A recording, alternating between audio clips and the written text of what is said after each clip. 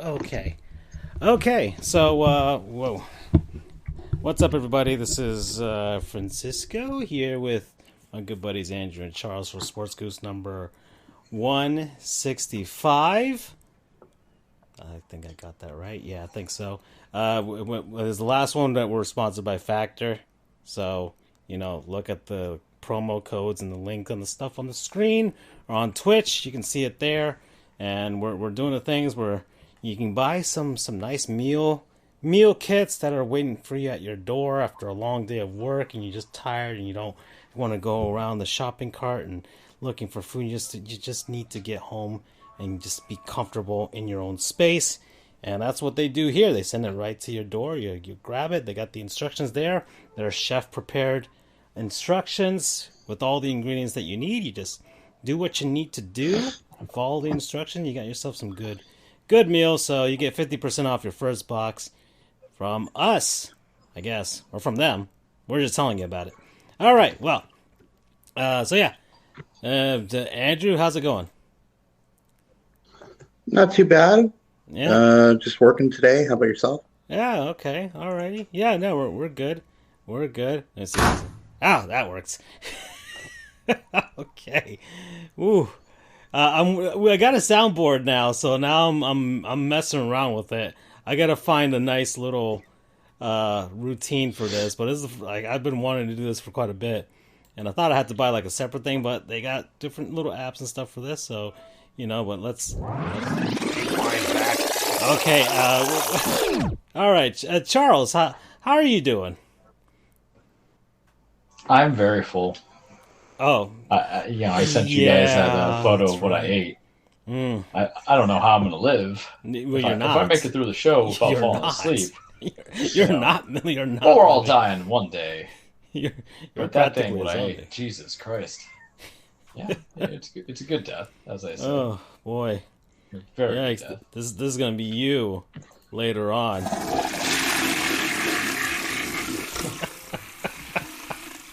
Oh, man. I'm going to have so much fun with this. This is the show where we have new toys. Oh, Jesus. You were playing this one out. That might be me. That might not be me. We're going to see what my constitution can take me to be. Yay. Okay. So, anyways. Exciting times.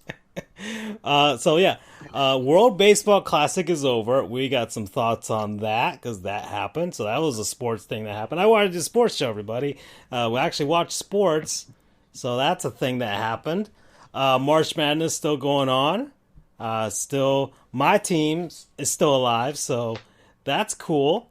And really, those are the only two things that I have been noting as far as the sports world is concerned. And then I think I jotted down some things in my notes app on my phone that let's see, I want to make sure. I hear a cat noise. I don't know if Charles got his own soundboard back there. But, no, it's just the cat coming in. He wants to chime in. When we get Luna to chime in as well. What the fuck, man? On Andrew's side, I can just get Luna to chime in. So, anyways, I'm trying to open the notes app to see if I had some ideas here. Speaking of food, all right, so I guess this is an earlier thing, but it's basically... Anyways, so lately, work has been kind of, whatever, and I get home and I'm really not in the mood to cook as of late. And I've kind of just been kind of pushing toward all of my my tokens as far as my calories and food are concerned toward lunch. And so Publix has been kind of coming in handy for that. They got the app. You can just order you can pre-order your subs there, and then it's all ready to go. In half an hour, you can just go out and pick it up. So I've been planning my hearings and stuff around it. So I'm okay, I'll probably be out by, let's say, 1 o'clock. So I can just plan out so I can be at 1:15. I can, get out of work and just drop on by, grab my sandwich from Publix, and then head back and eat some lunch, right? So it's been coming in clutch lately. The app's pretty cool. You can just customize your sandwich there. You don't have to wait in the big line, especially during lunch rush and stuff, because sometimes that happens. You can just pop on in there and you just pick it up right from the little thing. They keep it warm for you, and then you can pick up, chips or drink and stuff like that on your way out. So that's been coming in clutch for me. However, for whatever reason, I was ordering the sandwich. This happened recently, so I was ordering the sandwich, right? And they keep your savings from your customizations from last time, right? Mm-hmm. So you don't have to make any more changes. Like, okay, you just copy and paste whatever you had from before. Cool beans. And then I don't know what I was, and I think I was kind of trying to juggle the hearing and ordering my sandwich during a hearing or something. I was looking at the app and I was not really paying attention. And I was just like, okay, yeah, get the same thing. And then for whatever reason, I think I saw something. I'm like, maybe I want to make a change. Have a different type of topping or, add some, I don't know what I was trying to do. But I did that and I hit like clear all on it. So I'm like, okay, cool. And then I thought, okay, well, I thought it was clearing all of I think I was trying to take out the mayo from my sandwich. I didn't want mayo on it.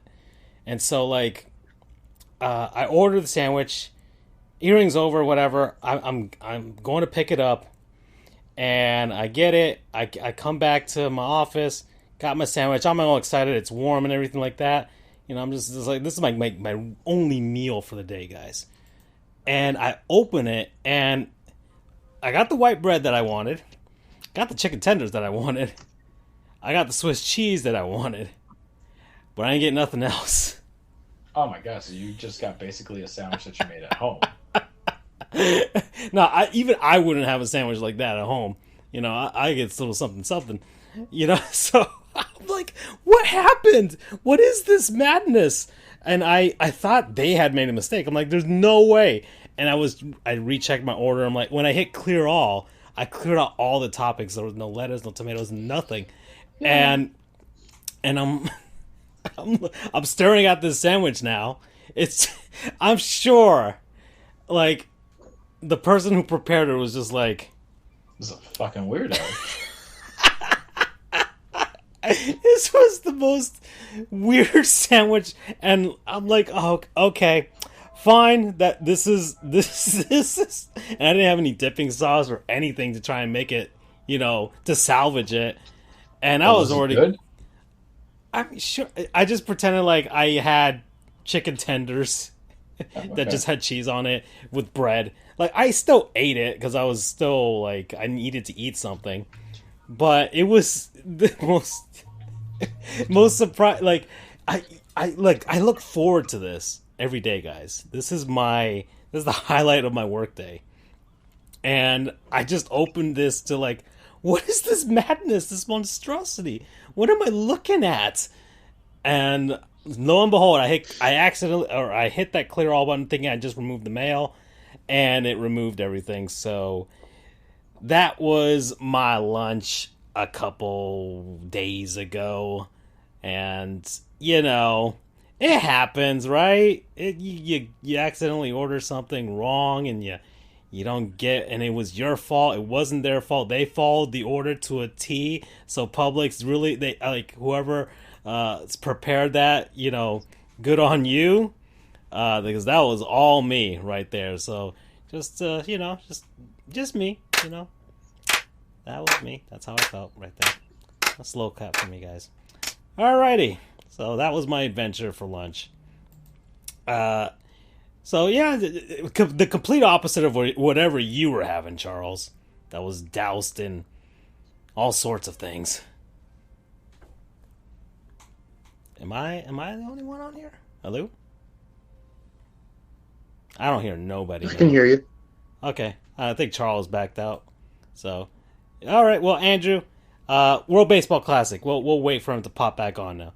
I think he, I think he for whatever reason, I think he lost connection or something like that. He'll pop back in. But okay, so WBC, the tournament's over. It's done. Oh man. First, Andrew, your thoughts, the culmination of this event. I mean, it was as good as advertised. Um, 2017 was great. I mean, it was great that the U.S. won. That kind of really put a cap on it. Um, I wish the U.S. could have pulled through here, but the I think John Smoltz mentioned it a few times on the broadcast last. And I'm not going to put this in my petty bracket because it's not worth. It's such a minor thing, but I really wish they would have, whether the U.S. was in it or not, would have broadcast the game on Fox proper instead of FS1. Yeah, that's a good. This whole tournament leading up to it, everyone's talking about, almost kind of like this is a make or break year for the tournament. I mean, it seems like it is every year, every time it's played. 2017, the interest is a little bit more each year. I returned. There he is. Hey, Okay. Charles. Anyways, we're on the WBC. We're done with my sandwich story. Alrighty. The moment everybody's been waiting for. Indeed. In the group chat and the masses who had to wait 2 weeks as we were deciding whether or not it was a real sport. A real sporting event, I should say. Continue.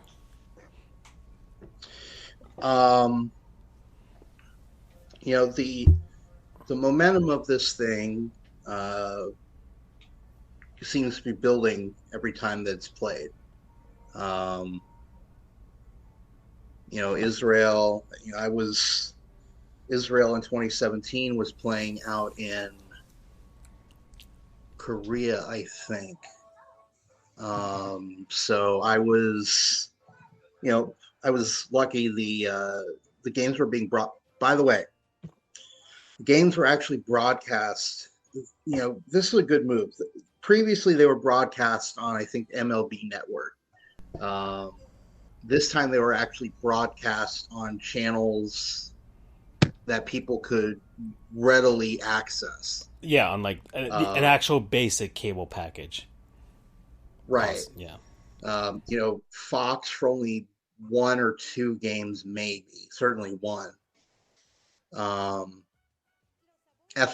for the majority of them. Occasionally, a couple were on FS2, which is a little harder to come by. And then there were a couple that were on Tubi at the very beginning of the tournament. But Tubi is free, so anyone can access it. So, realistically speaking, I'd say a solid majority of the games, pretty much anyone could see, or a vast majority of people could see in the United States with a relatively basic package. So, I mean, it was great for the growth of this tournament. It's got everybody talking. I think having the U.S. go so far really helped. It seems like the U.S. is the last country that seems to be getting on board with this thing. Ironically, considering that this was started by Major League Baseball in the very beginning, and it's still run by them for the most part. Indeed. As you tweeted last night, U.S. pitchers are cowards for not participating in this thing. Who knows? Maybe, you would think it worked for some people. 2017 got a few people over the hump. The problem is, because of COVID, there was such a long layoff that the memories of the U.S. win started to fade. If it had happened in 2020, like they were intending to, or no, 2021 maybe. No, yeah, 2021. I think it was. Yeah, they were trying to do. They had it. Because like the first one was 2006, then they tried to do like every 3 years, and so they had 2009. But then they were like, no, let's do every 4 years, like all like the Olympics and the World Cup and stuff like that. And so they did that 2013, Right. 2017. And yeah, then they were planning once again 2021. And then, that didn't happen. And then they finally got it off here. But now they're doing it 2026. So they're going to go back to every 3 year schedule. Or they could just be setting themselves up for the 4-year plan again. So it's on even years. Maybe. You never know. I just wouldn't want to do it during, like, World Cup years, because then, like, nobody's going to pay attention to it. Or Olympic years, Well, hence the problem. If you do it in an even numbered year, you're either going to be dealing with one of the Olympics. Right. I mean, luckily the World Cup usually takes place in the summer, so it wouldn't conflict. Okay. 2026 is going to be a Winter Olympics year. But luckily the Winter Olympics will end by the time the World Baseball Classic begins. And I think, the World Cup is that year actually too. Yeah. So 2026 is going to be a jam-packed year of international competitions. Yeah. Winter Olympics followed immediately by the World Baseball Classic, followed like 4 months later by the World Cup. But I'm hoping that the momentum continues with this tournament. I mean, like I said, you had U.S. Trey in the last couple of games. Trey Turner earned, well, at least now seems to have justified that massive contract. Mike Trout said this was the best time he's had playing baseball. So, hopefully American players, will start to kind of really get on board going forward. And I really hope that the owners will. I know they're technically not allowed to block their players from playing, but I can imagine that they're going to be pretty persuasive to try and keep some of their star players from participating. I'm hoping that they'll either loosen up a bit, or the players will just give them a big middle finger and say, I want to represent my country in what is right now the only international baseball, pretty much the only international baseball competition with pro players in it. I mean, you have the juniors tournaments and you have other tournaments going on. That's usually for amateurs or players that are not in a pro league.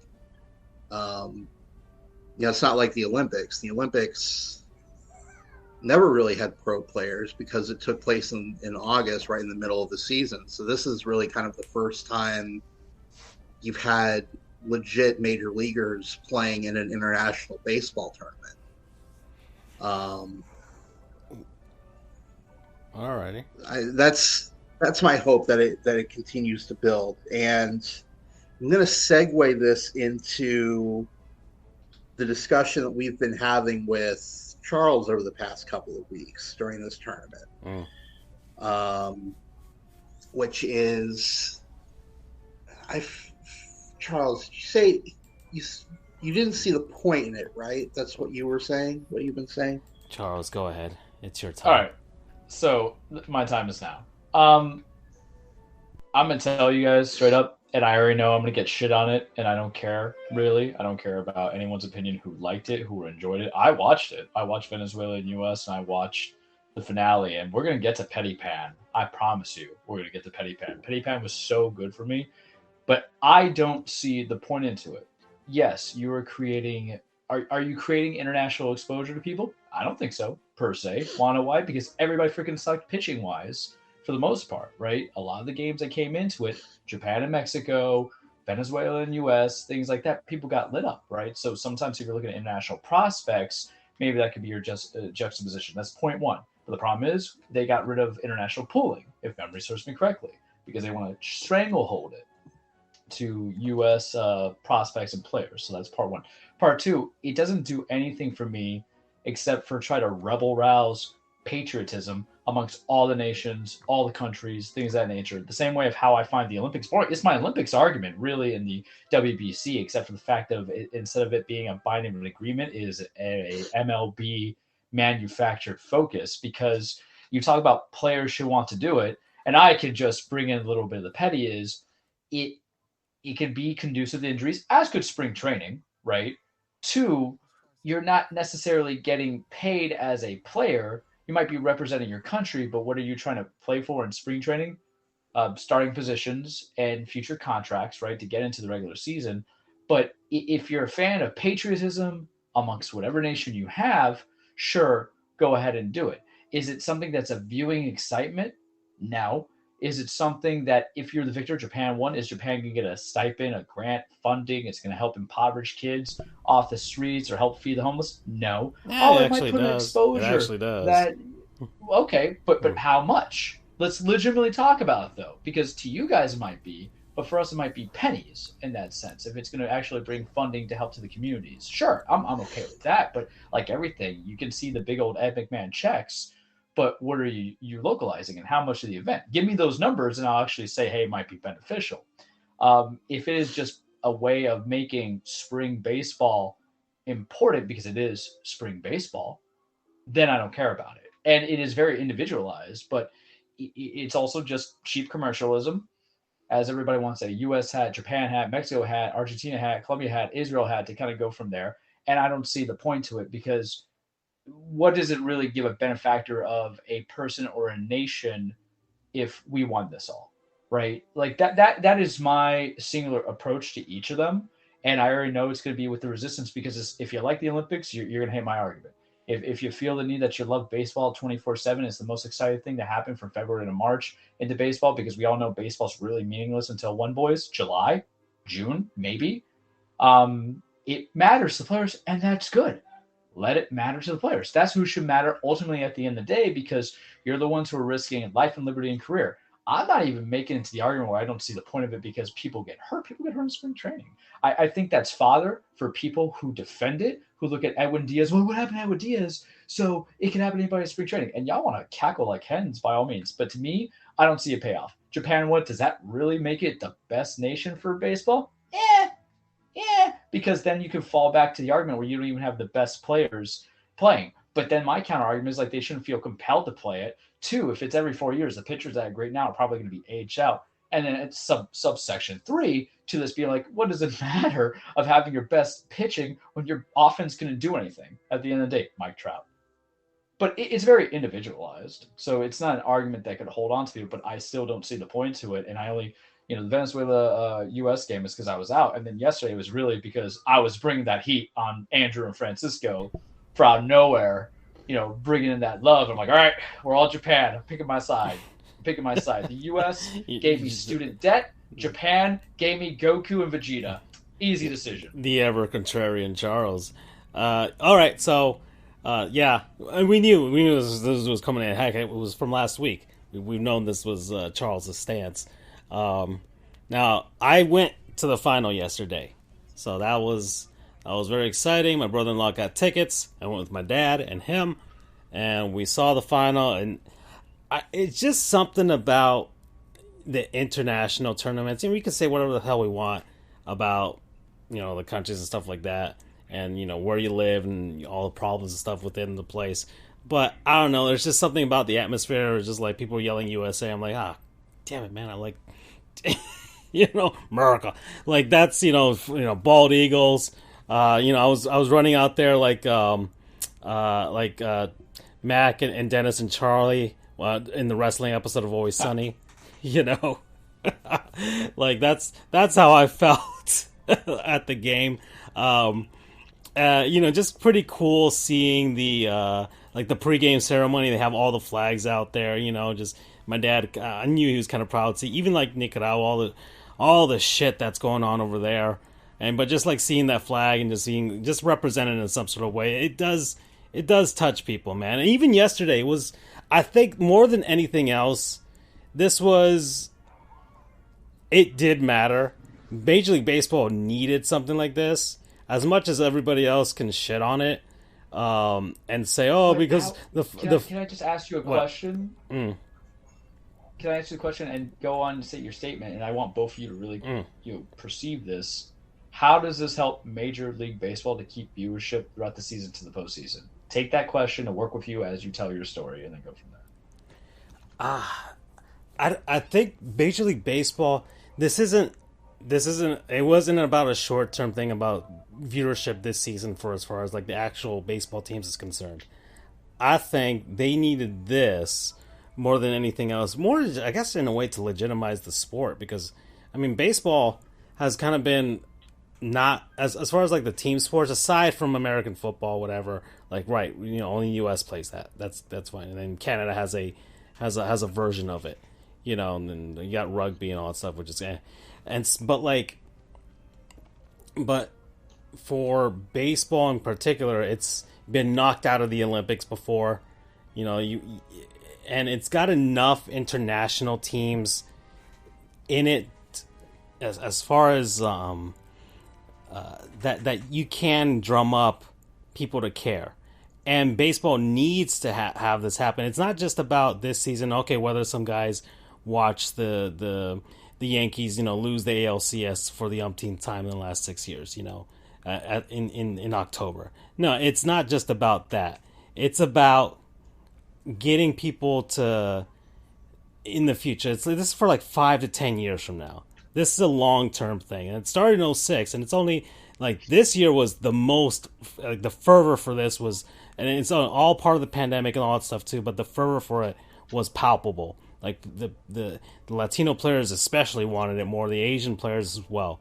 It's only the American players that are just kind of whatever. And it's not, but even then, the position players are actually getting on board with this. So it's just one more hurdle left. So I think that's going to take like 10, the next round, or maybe even like the one after that, for it to get to that point.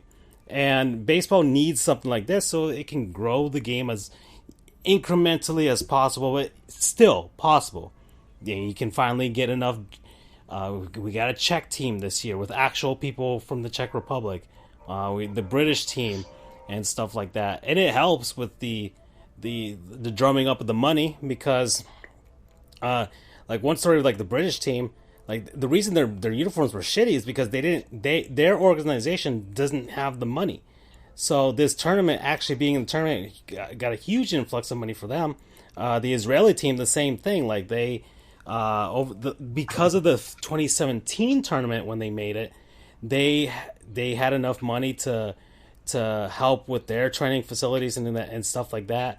And even this one for this year is going to help them more, to help them grow the games in their own respective countries. Because as much as, yes, this is Major League Baseball, but it's also the other federations and stuff like that for each country that is part of this. It's all a joint effort. And Major League Baseball being part of this, along with Japan and the NPBL, and oh yeah, Freddie's on it. Just saw his note there. So hey, what's up, Freddie? He puts the WHO, the World Health Organization. I don't know. I know he put WHO, but that looks. Anyways, only for the Dominican Republic and the steroids, right? Well, yeah, it'll help their medical program for that.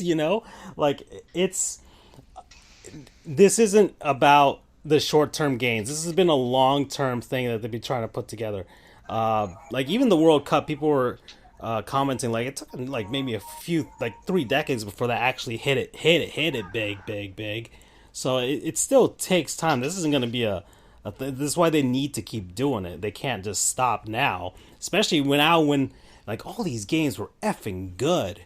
I don't care what the pitching restrictions were, man. These were amazing baseball games. Like, I haven't been this. Are you saying?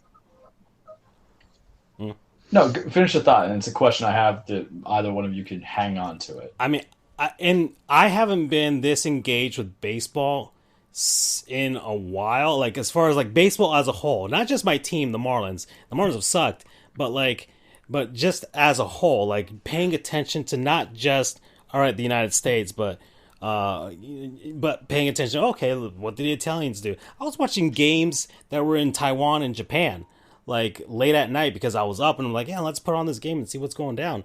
And like some of them were like legitimately very good baseball games, exciting. Like I like baseball when it's just the game itself can be exciting. I told you guys I was at a little league game and just watching my nephew play. They won 2-1, and they won like in the ninth, or not the ninth inning, but the last inning of like seventh inning. I think they only play 7.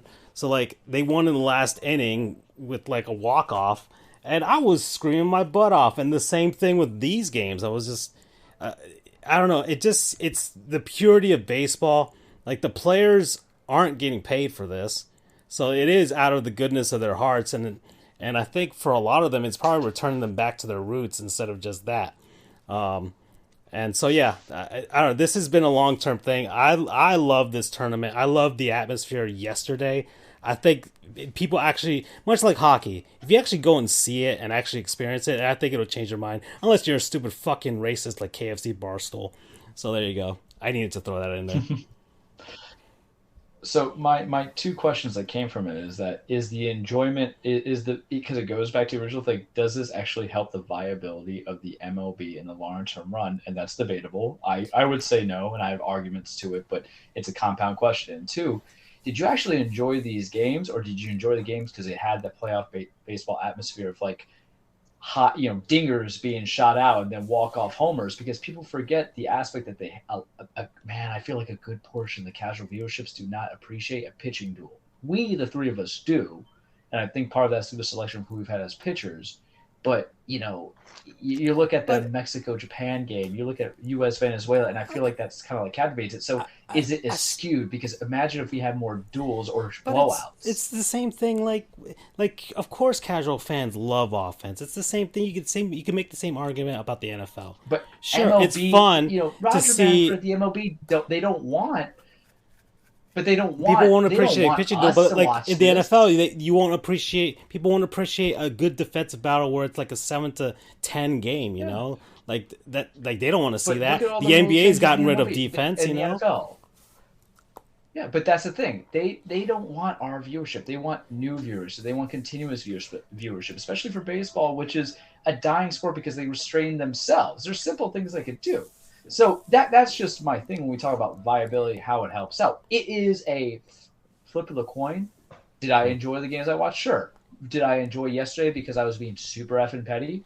Absolutely. Because I enjoy best things I'm petty.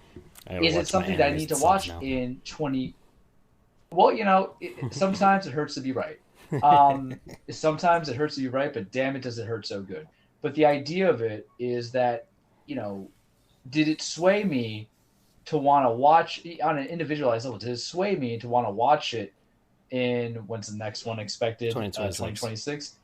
Probably not, but also because if your idea is like, hey, we need the studs, a lot of the studs that you have now, guys, they're going to be long gone, right? Unless you get your Jazz Chisholm, if he doesn't, fracture an ankle. But there's always new studs. It's the same thing. Like that, man. It's the same thing. Like Messi took like 4 or 5 times before he finally got it at the end.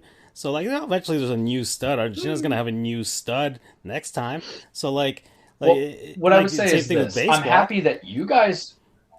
Yeah, I'm happy that you guys enjoyed it.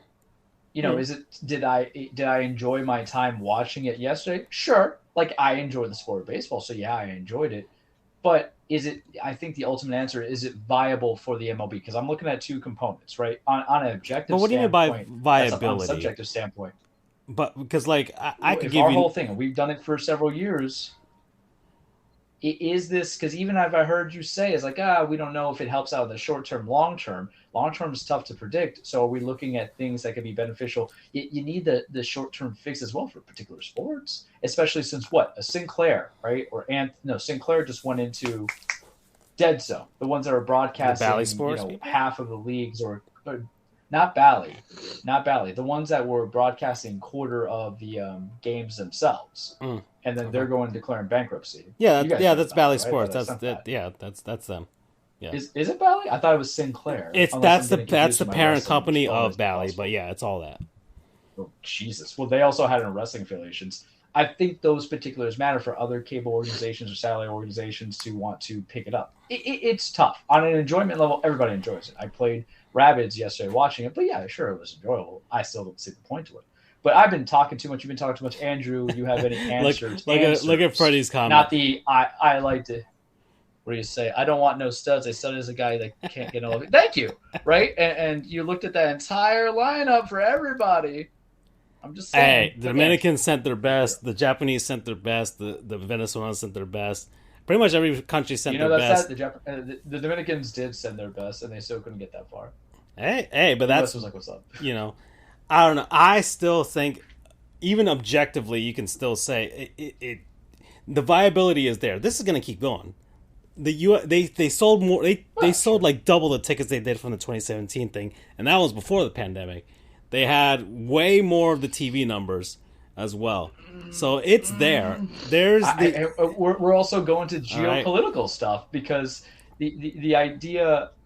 I guess we are. But that's why baseball needs. They need the geo stuff. That's why that's why the NBA is sucking China's dick so hard. That's why they held it in. That's why they held it in Miami, because nobody going to come to the World Baseball Classic in Kansas City, man. Well, they're never going to host it because it's not even the right time in March. The only cities that can host it are places with domes, and like they've held it. They had it in Toronto. They've hosted. Yeah, and purpose is like to get somebody that you have to get the areas that have the international flavor as well. But the viability. When I think viability, I'm like, is this going to be something? Is this going to be a thing 10 years from now? I'm like, yeah. There's going to be a thing 10 years from now. This is their baby I'm looking at viability Cup. For the MLB and solely the MLB. Well, the MLB is the one that put this forth. They wouldn't be still doing this if it wasn't viable to them. But if it's dying or if it's not as much, it can easily be scrapped in. Especially if you get new ownership, new commissioners. It will probably get renewed on a business standpoint, but is it going to be fulfilling to what they want? Or maybe they have to figure out what it is that they're actually trying to see. There's a lot of questions, but I'm sorry, Andrew. I've been stealing a lot. All right. Well, okay. Yeah, Andrew, we haven't heard from Andrew as far as like this portion of the argument. Well, I mean, some of your points from earlier about, what does this bring to, lower income communities and things. That argument makes no sense to me. That's never brought up in any other professional sport or any other professional sporting competition. But that is the personal aspect of it for me. I'm like, I don't see the point of any of those international things if no one's going to get a big benefit from it. It's not just in use to the players, the body structure. So it's not on an objective thing. That's just how that was the same thing I gave you the argument about the Olympics. Whereas back in the day when everything was created, it was like you get more to it versus now. So don't get that twisted. Then what's the point of any professional league at all? I'm talking about like the big old international aspects of it. If you're talking about any leagues, there's a lot of things that people like, but you're bringing in somebody like me who is not in it, and you want me to watch it, right? Not you, but them. They want viewers, they want new people, but I don't see the point. Okay, we have this international thing, but I don't view it as a declaration of you're the best of this sport, that sport, worldwide champions. But I want to kind of put that out there because I think your argument is going to go into a vastly different area. Well, to that point, I'd say,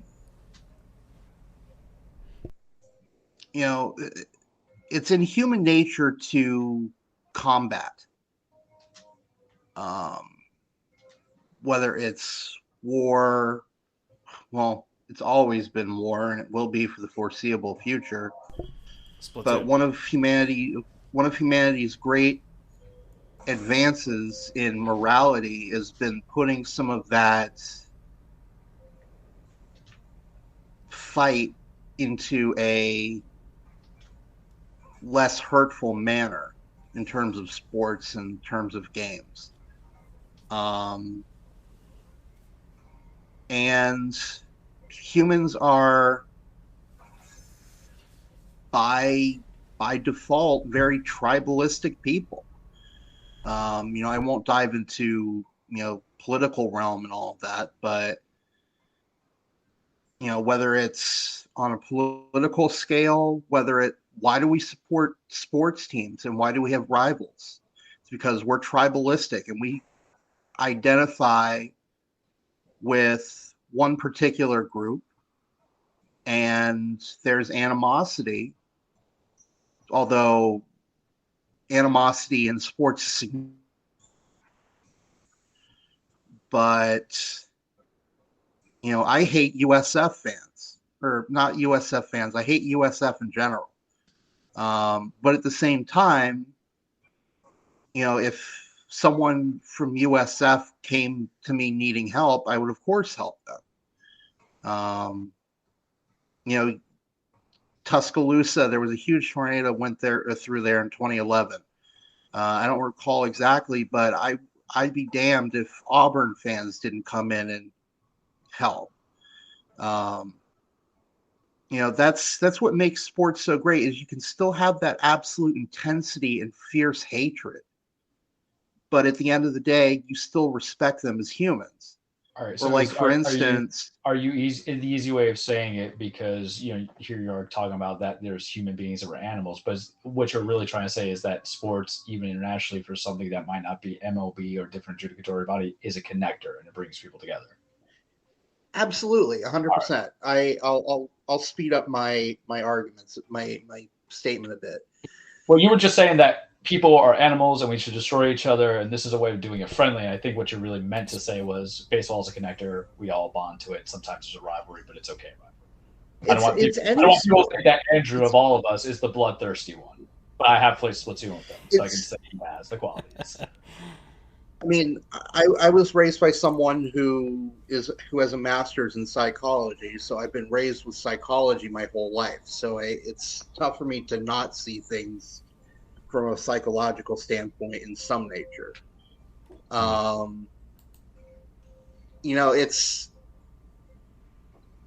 This is just an extension of any sort of competition, but I'd say even more so because, for Americans, it's America. Everyone says, oh, America's the melting pot. I mean, to a certain extent, yes.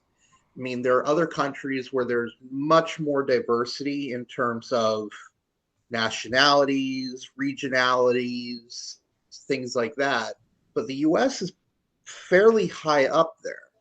And that's kind of one uniting bond, is that we're all Americans. I mean, I saw people in the stands. I was watching on TV, so I didn't get as good of a look as Francisco, but I saw people wearing Puerto Rico, people wearing Dominican, all chanting USA, USA. People from different countries, whether they were born in the U.S. or not, they ultimately rallied around one team. That was the United States. But then, take me, for example. I'm American. I've literally never left the United States. I haven't even been to the Bahamas on any sort of cruise. Aside from air travel, my feet have never left American soil. But I identified so deeply with Israel because that's my culture. And, in 2017, I was waking up at 4 a.m. to watch them play over in Korea or whenever they were playing. That was hell, and it was in the middle of my last semester of law school, but I still made it a point to wake up every morning and watch, or whatever morning, and watch Israel. And I watched a documentary about it. There were people in New York, all over the world, even Israelis who really couldn't give a shit about baseball. Basketball and soccer are their sports. And they were actually starting to watch baseball for the first time.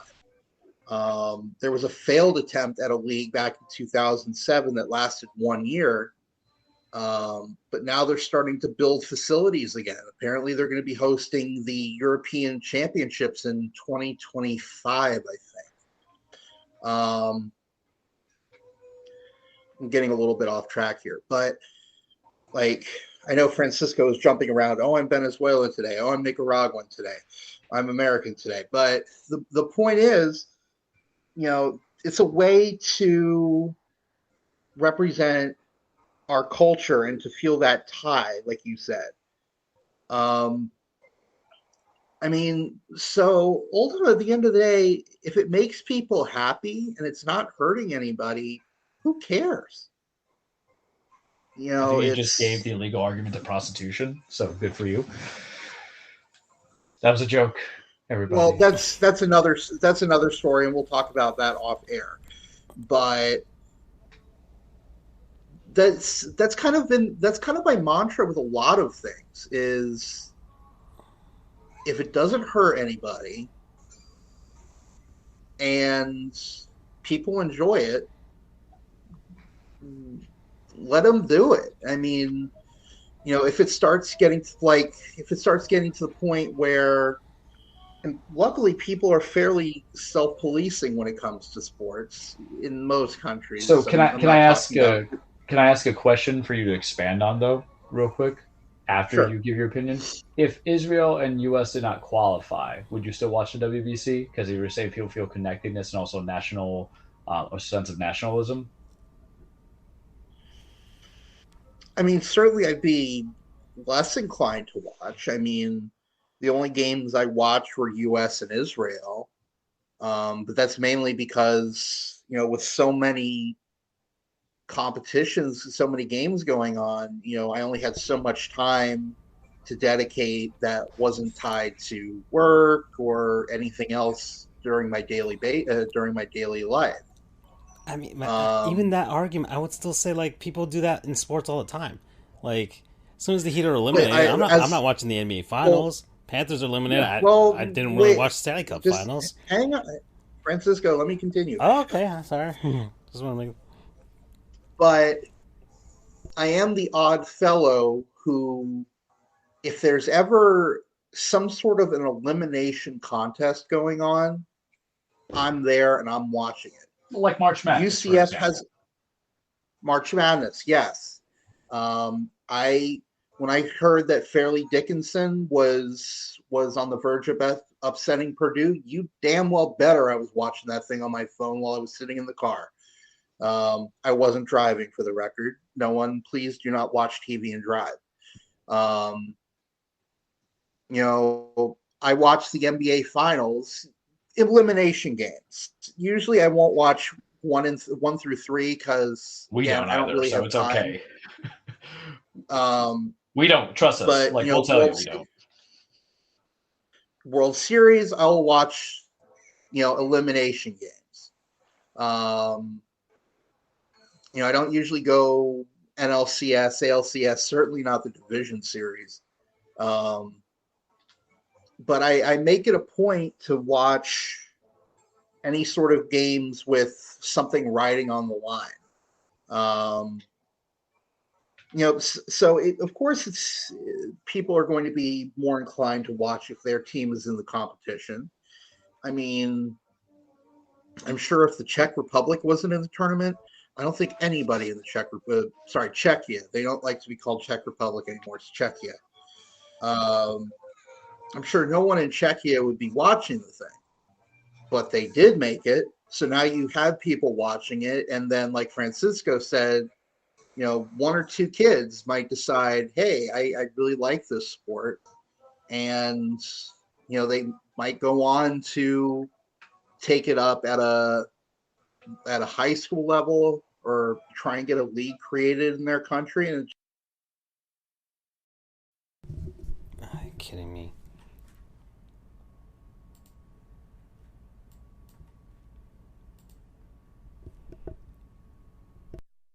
Oh, come on. I lost connection. 1 second, guys.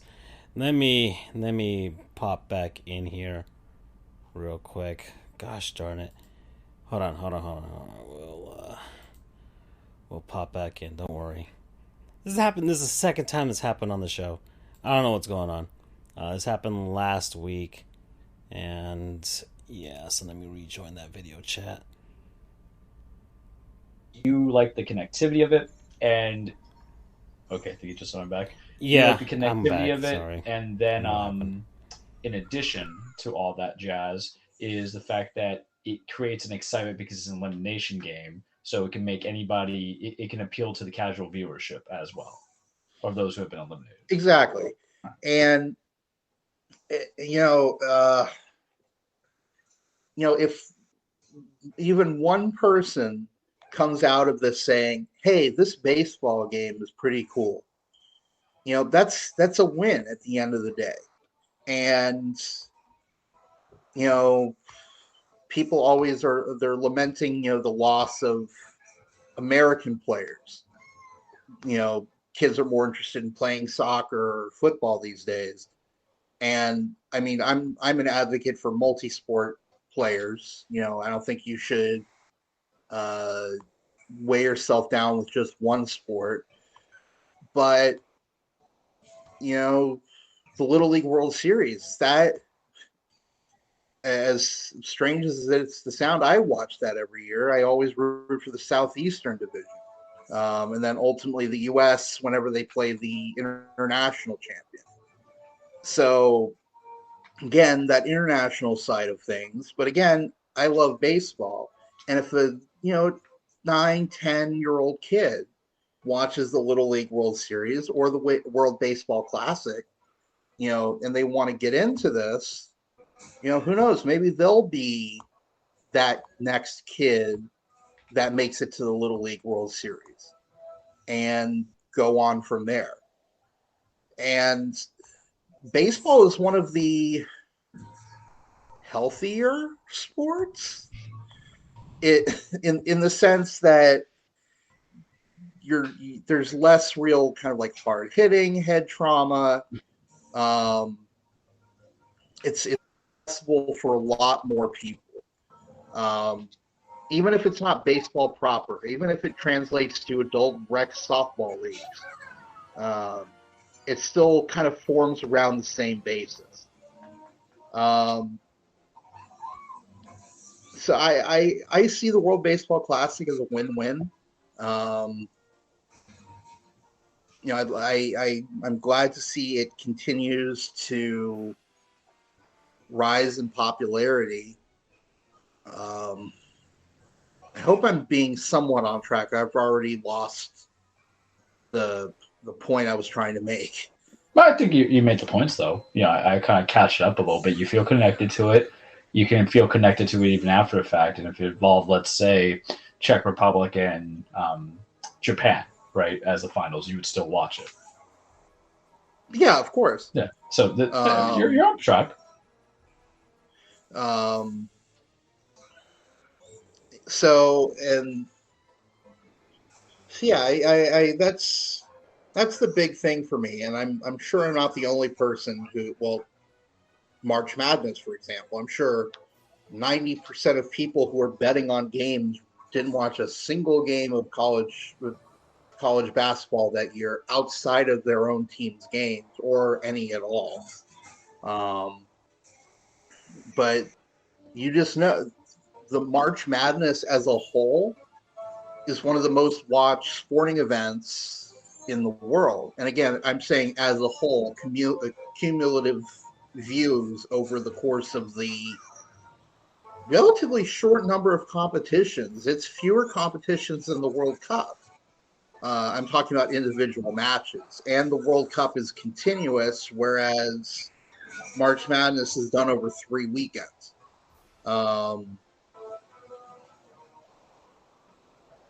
Actually, no. March Madness would have more games because more teams.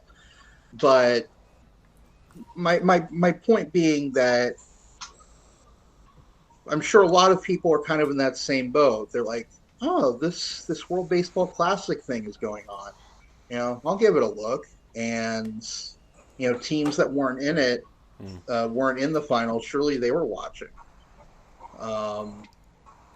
So it's another great international competition, I think. And it's one that gets the world's best players involved, which is new. So yeah, I think it's great, and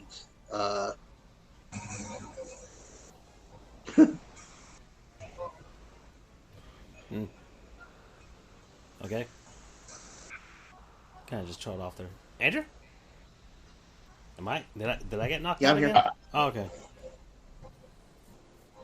Alrighty. Possibly. I can hear you guys. I don't know what's going on. Okay. I can hear you.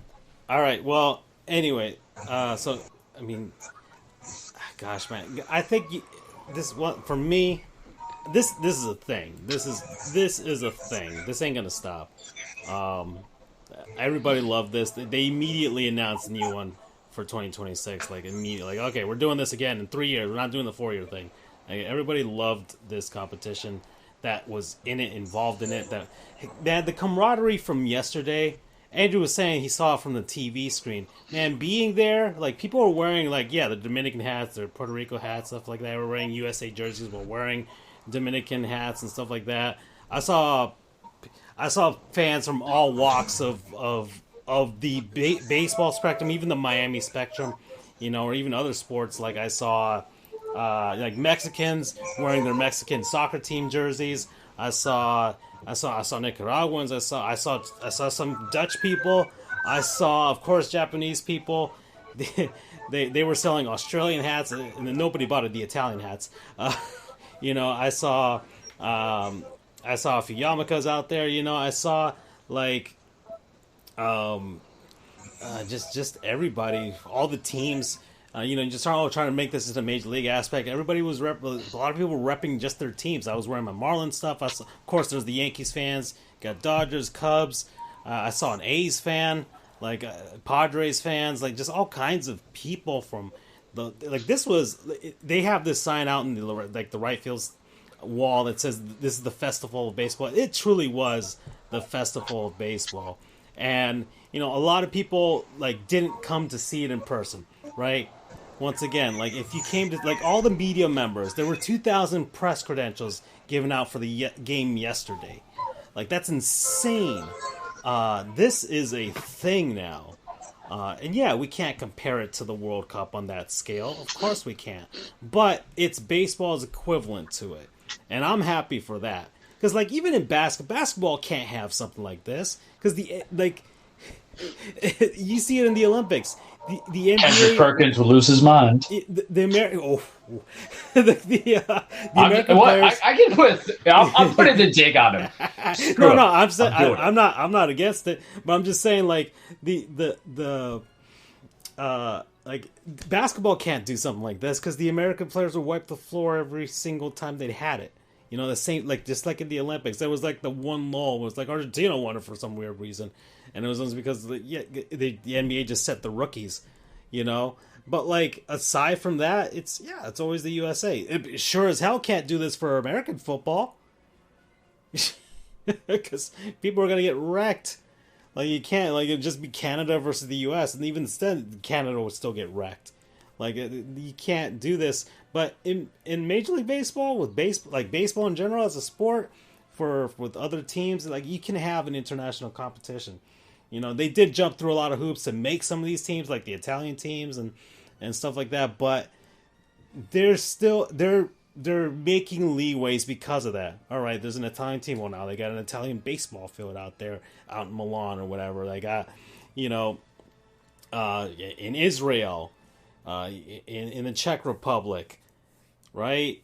It's maybe we'll finally start chipping away. Maybe get some representatives from Africa or something like that, because that's really the only continent that wasn't really represented in this in these tournaments so far. So maybe that'll be the next stride for Major League Baseball and I think the WBSC. I think that's what they're called. World Baseball Softball Confederation, for them to start pushing towards that, because basketball is doing that, right? That's what they've been trying to do lately. So it's getting there.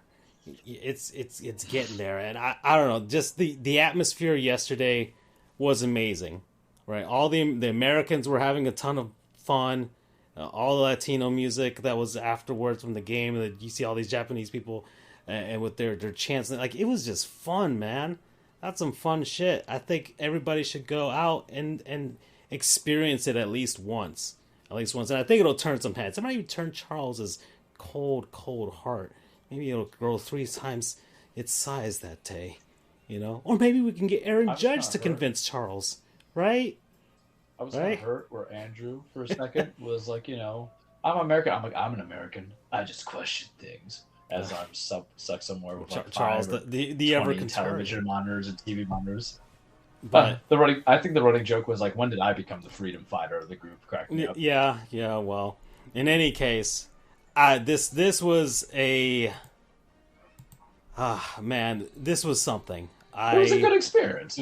Even I watched it. I still think I just had my Switch. would say I have my Switch, but still. Yeah, no, but people enjoy the sports the way they want to enjoy it, but like, I still think, like just international competition like this brings out something different, and especially in the players.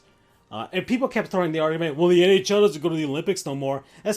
It's not because the players don't want to be there. Every single player wants to do the Winter Olympics in hockey. I will say the Twitterverse was not as good with the compelling reasons of why the WBC was unimportant compared to my like individual standpoint. I'm just saying. Well, you're unique in that you see it from like that. Like anybody else that was making the argument against it on Twitter was because they're a Mets fan, which of course we can always crap on Mets fans. We can always do that. Oh, yeah. That is an international sport in itself. So there you go. Edwin Diaz celebrated just jumping up and down. That's that's how he got injured. That's how it happened, right? It could have happened when he walked out of his car or something. So that was a ticking time bomb if that's how it happened for him, But every other argument was basically like it's funny. It's people that you would think you guys are like, you're literally the meme. You're the guy wearing the sunglasses with the Make America Great hat. Wouldn't you want to assert America's dominance and T-pose over everybody? Like, I don't get it. It was kind of weird, but for whatever reason, and yet like here we are. It's happening. This is a thing, and it's here to stay, folks. So it doesn't matter what people like that are thinking. It happened. Major League Baseball made their money. All these teams had fantastic experiences. These players had a fantastic experience. The fans had fantastic experiences. So it was lit in Miami, in Taichung, in Tokyo, and in Phoenix. Like that was a great competition. It's over now. We're at 1 hour and 4 minutes, guys. So we talked real stuff. This is a sports show, so here we go. But it's time for a word from our non-sponsors. There's people and places and things and concepts and what have you that we've been enjoying over the last week. So, I kind of sort of revealed what mine was already, but it's the Publix app. Get out of here. But it just felt so natural because you mentioned your lunch, and I'm like, I gotta talk about my sandwich mishap. But I mean, look, once again, that's my non-sponsors. The Publix app, you can order. It's not just the sandwiches; you can order other stuff from the deli as well from there, and you can just pick it up, which is it's actually better. You don't have to wait in the lines or anything like that, especially for the sandwiches, especially when it's like lunch rush or people getting out and trying to grab their dinners. Like it's just much easier to just go, avoid all those other human beings and grab your stuff and go. You can customize your sandwich all the way you want it. It's perfect for like a guy like me who I like to cook, right? I like to find my stuff and my wares and all that stuff, and if you go, you pick out which Publix store you're at. You can set a main one if you want to. There's like, this is my main Publix, and you're looking for something in particular. evaporated milk. When the hell do I ever use evaporated milk? Only when I'm like cooking certain things and I just need it for that specific thing. But I don't know where that is in Publix. But thanks to that app, you can just type in the search and they'll show you which aisle it is in that particular store. It's actually pretty easy. Publix does some questionable things for sure. At least the people that run it, as far as donating to certain causes that I wouldn't agree with, but we all kind of fight this dilemma with Publix. It's like, man, they make a better sandwich than Subway. At least it's not made out of cardboard, right? So that's the dilemma there. But the app I love how your argument is, how can I sell out? No, yeah, exactly. but in any case, the app is fantastic, and I screwed up my own sandwich, and it was my fault, and they followed it to a T. So it works. The app works when I screwed it up, and they made it exactly as screwed up as it was. So if you are a psychopath out there, they will make your sandwich in the way that you want it. So there you go. So that's promo code Ted Bundy. Jesus Christ. I'll go. I don't have a sound for that. How do you well, yeah. Well, all you have to do is just have him cheese to himself. So I'll go. I was gonna do this last week. I felt like this. I want to give to the lunch that I had today, but I don't want to take. I don't want to take away 1 hour of enjoyment versus the enjoyment that I had last week.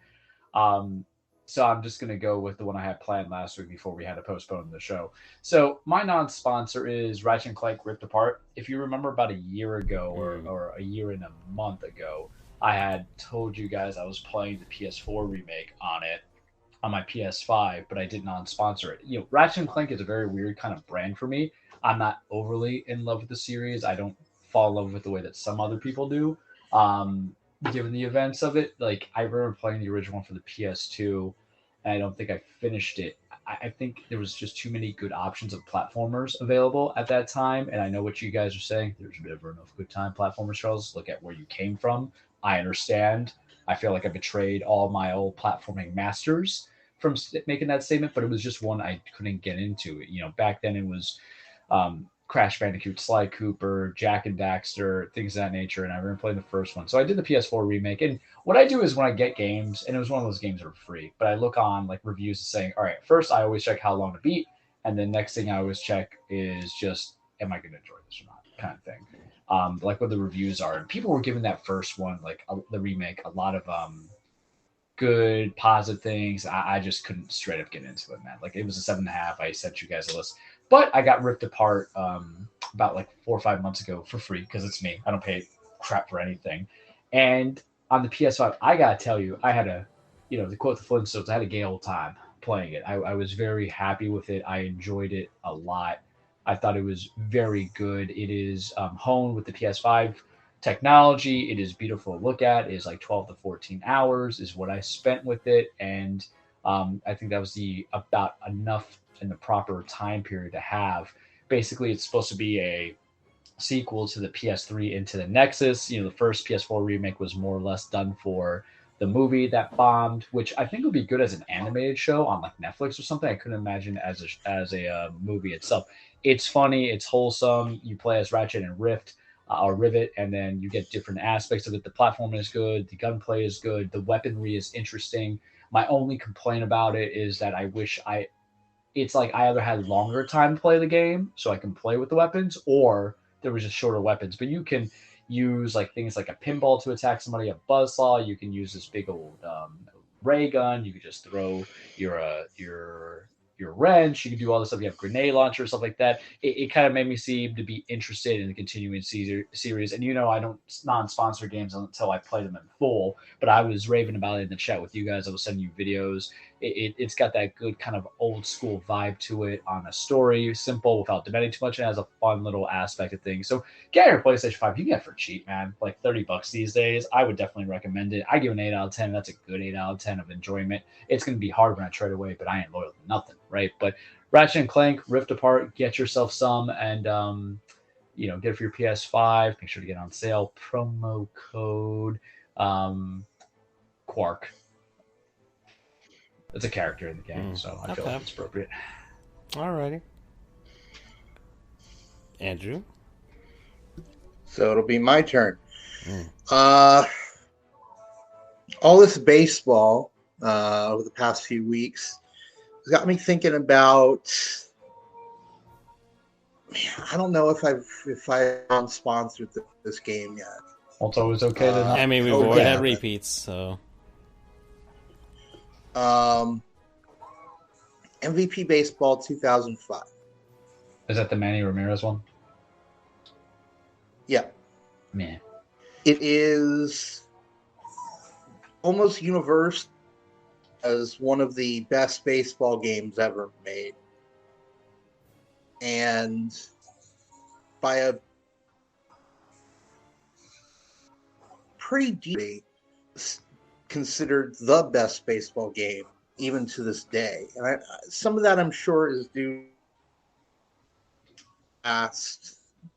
That seems to be a theme of people have more fond memories of the last of something. But MVP was just MVP 05. That whole series, well, it was a relatively short series under that name. It started out as Triple Play. Then it went over to MVP in 2000. The whole series was really good. And then it peaked at the right time with MVP 05. I mean, some of the innovations in that game were just remarkable. I mean, you had that batting mini game, which was really a lot of fun. You had the pitching mini game, which I didn't really do a lot of, but still very fun. You had innovations in that game that haven't come back in the, what are we at? Almost 18 years? Oof. Yeah, almost 18 years since that game came out. Oof.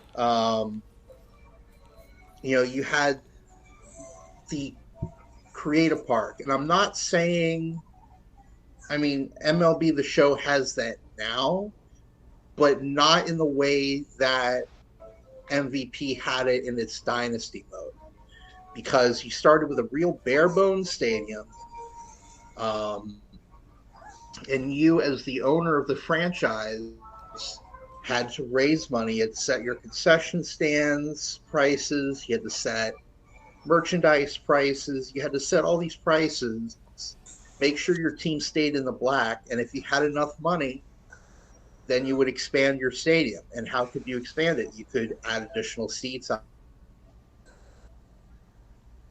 You could add, porch patio restaurants in the outfield. You could add more lighting banks. But then also you got to customize, and admittedly it was very bare bones by today's standards. It was really more, you had a few options to choose from, but you could choose, did you want a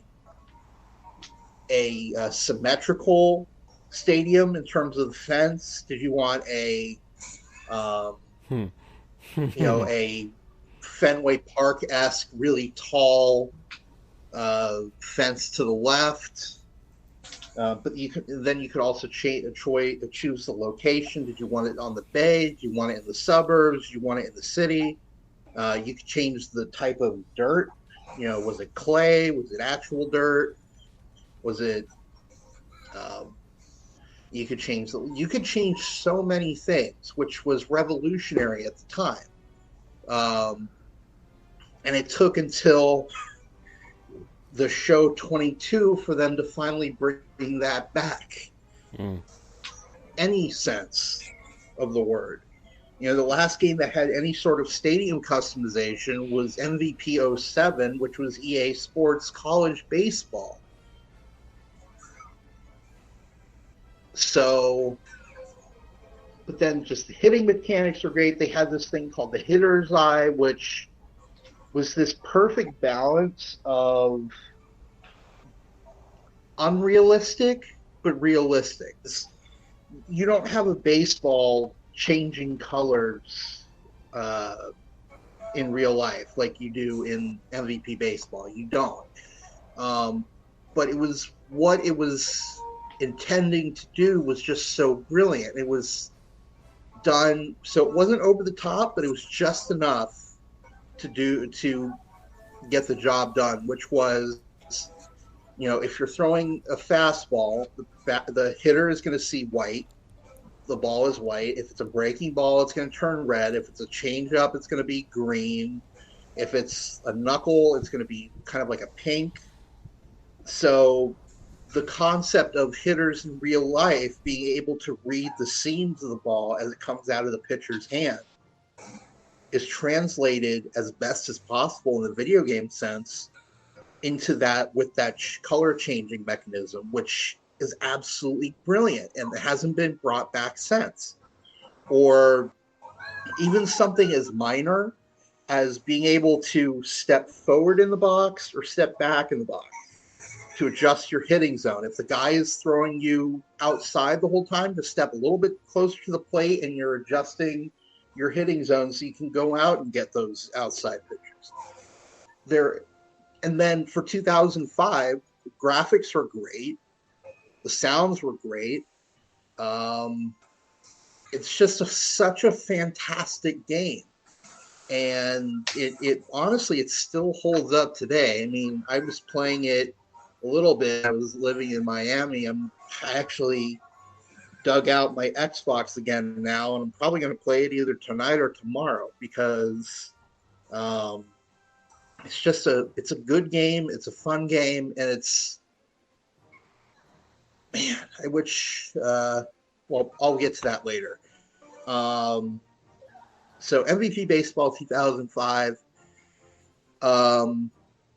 If you can get it, I highly recommend you get it.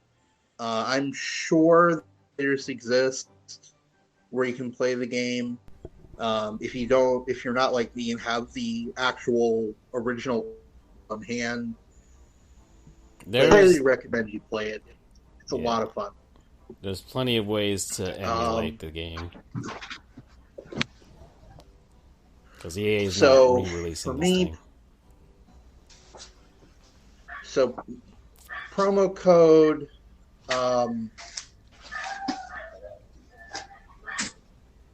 We Got the Noise. Is that from the soundtrack? I feel like you... Yeah, okay. Oh, man. I have in the background, as you were talking, Andrew, from when I was doing the sim games during the lockdown. And yeah, it's still... The animations are fantastic for its time, especially. And the just the graphics in general, the ballparks are faithfully recreated as much as possible on that era of the PS2, the GameCube, the Xbox, and yeah, this is for most Major League Baseball fans, the sports video game fans, this has always been considered either the GOAT or it's top 3 of all time. So, yeah, good game, good video game. All right, well, we're at an hour and 20. Yeah, go ahead, Andrew. Sorry. No. I was agreeing. That's absolutely right. So we're at an hour and 20 minutes, and so I don't know. Anybody want to do March Madness a little bit, or I mean, I just watched FAU's game. That was it. I didn't really watch anything else as far as the March Madness. I was still focused on the World Baseball Classic, but I'll keep an eye out now that we got the Sweet 16 happening, Anybody? I'm really annoyed that FAU won, and let me explain why. I have a little bit against FAU. The FDU coach already bailed. Yeah, he went to Iona is where he went to? Iona. Yeah, because Rick Pitino went to go to St. John's. Iona Gales.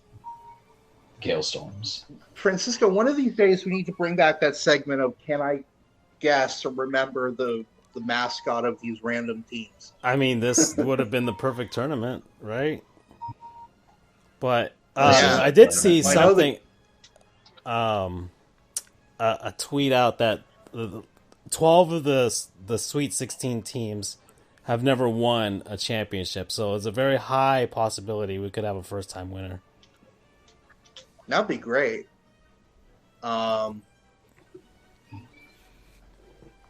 But yeah, I mean, aside from the fact that FAU is FIU's rival, I really wanted to see a 16 seed make it to the Sweet 16, but you had to go and ruin it. Yeah, whatever.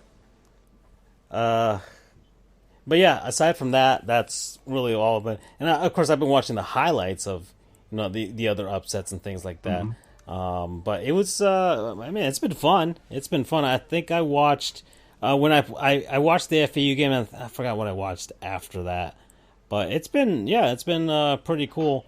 You have the women's March Madness going on as well. And I think the Hurricanes were dunking on literally and figuratively. The Hoosiers literally got murdered. Yeah, just like the Heat when they beat out the Pacers, right? It's just a continuing tradition down here. Of beating Indiana-based teams in basketball. But aside from that, I got nothing else. I typically skip 64 and 32. I mean, Miami was playing, so I was watching it because I want to see if Jim Larinaga is a better coach than Mario Cristobal, and I can say unequivocally. that's already precisely. That's the proven NBA already. Is perfect. That's my petty bracket, though. If you had a tag, it's like the Miami basis of the Hurricanes. Because I'm not going to lie, knowing that we're in the Sweet 16, when I was in the hat shops today looking for Team Visitor for Andrew, I saw that green and orange. I was like, me? Mm-hmm. I want that, even though green is not necessarily the color I work with. But I was taking a little pride. I was watching those games. You know what you can make the argument that Miami's lately been more of a basketball school than a football school. Without a doubt. Canes fans... I would have to disagree, but can I tell you why? Sure, you're the Canes fan here, but sure. It's because of the fact that there was a big dip of the recruiting and the success that came after like the Shane Larkin era, which was like 2013. Oh, so yeah, it was that's like right. 4 or 5 years of being Barry relevant. Larkin's son. And that matters to me about successes because no matter what, a psychopath Canes fan is always going to hold up the fact that the Mark Richt led Hurricanes were number one for like 1 week. The recency bias, I'm sorry. That's what's going to happen with it. It's exciting because you're used to the ACC being kind of the pool of good basketball teams. But in a world where UNC ain't UNC because Roy Williams retired, in a world where Mike Krzyzewski is no longer coaching Duke, and everybody was stroking that Duke, right? Because, the guy that they got who was the replacement went perfect at home, and, they did all this stuff. Virginia got bailed out. So all of a sudden it's like, I feel like it's like the unlikely hero. It's not even like the Frodo, you shall bear the ring kind of thing. We're like Neville Longbottoming it in the final Deathly Hallows movie where we're just going to chop the last snake off. We ain't winning. Victor Wong's playing excellently, but it ain't happening. But it's just interesting. But I typically grind down on 16, 8, and then 4, and then 2. Partially it's just because of the fact that you do get your good upsets, but I feel like I've kind of been spoiled because I was watching the Fairleigh Dickinson game a little bit. And then I have a hard time sometimes being able to balance. It's like how I'll have a lot of wrestling, like WWE and their 3 shows a week, and then AEW, where I try to pick and choose like the women's and the men's. But if I have a scintilla of the idea of what's happening in men's, it is more minute for the women's because ESPN does not broadcast it properly. I'm going to say right now, I think their game-based stuff of what they talk about doesn't do justice to any kind of women's basketball to get you to know about these people. I think unless they have the highlight person like that has Sabrina Ionescu a couple of years back, because she was just decimating. She was like fantastic. She's doing great now. I think they're actually trying to give her big money in the pros over the WNBA, if memory serves me right. But you have to also It's not ESPN. I know that does the final the coverage. It's everybody. It's what CBS at this point, or Paramount, whatever they want to call themselves. But the point is, like, the coverage itself could be better for all these schools that you don't know, and then also for the proper parity for men's and women's. But it could be enjoyable. It's just, this is interesting because I think this is the first full year where you have coaches that were there for legacies. I got Boeheim's retiring finally, and then I look at Tom Izzo. I'm like, "What's up, dude? Are you out now?" Because Michigan State been overhyped for years on end, so I can get excited for it. Give me like a week and I'll be excited for it because I can just play Rabbids and watch. Yeah. Alrighty. I mean, that's as much as I have for the tournament at this point. But do we have anything before we move on? I want to mention a couple of other college tournaments that are going on right now. Well, one is already finished.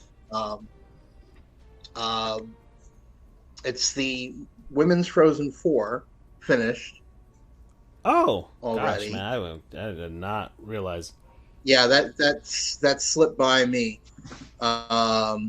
Congratulations to the Wisconsin Badgers for their 7th national championship. They took down conference rival Ohio State in the final, 1-0. Didn't Sarah Nurse go to Wisconsin? I think so. Yeah, I think she is. I think she's a Badger. Anyways, go on. Wisconsin was kind of the underdog here. They were the 6th seed. So they had to play their way through one additional game because how the bracket works is, I'm looking at it on Wikipedia, you had 3 play-in games. The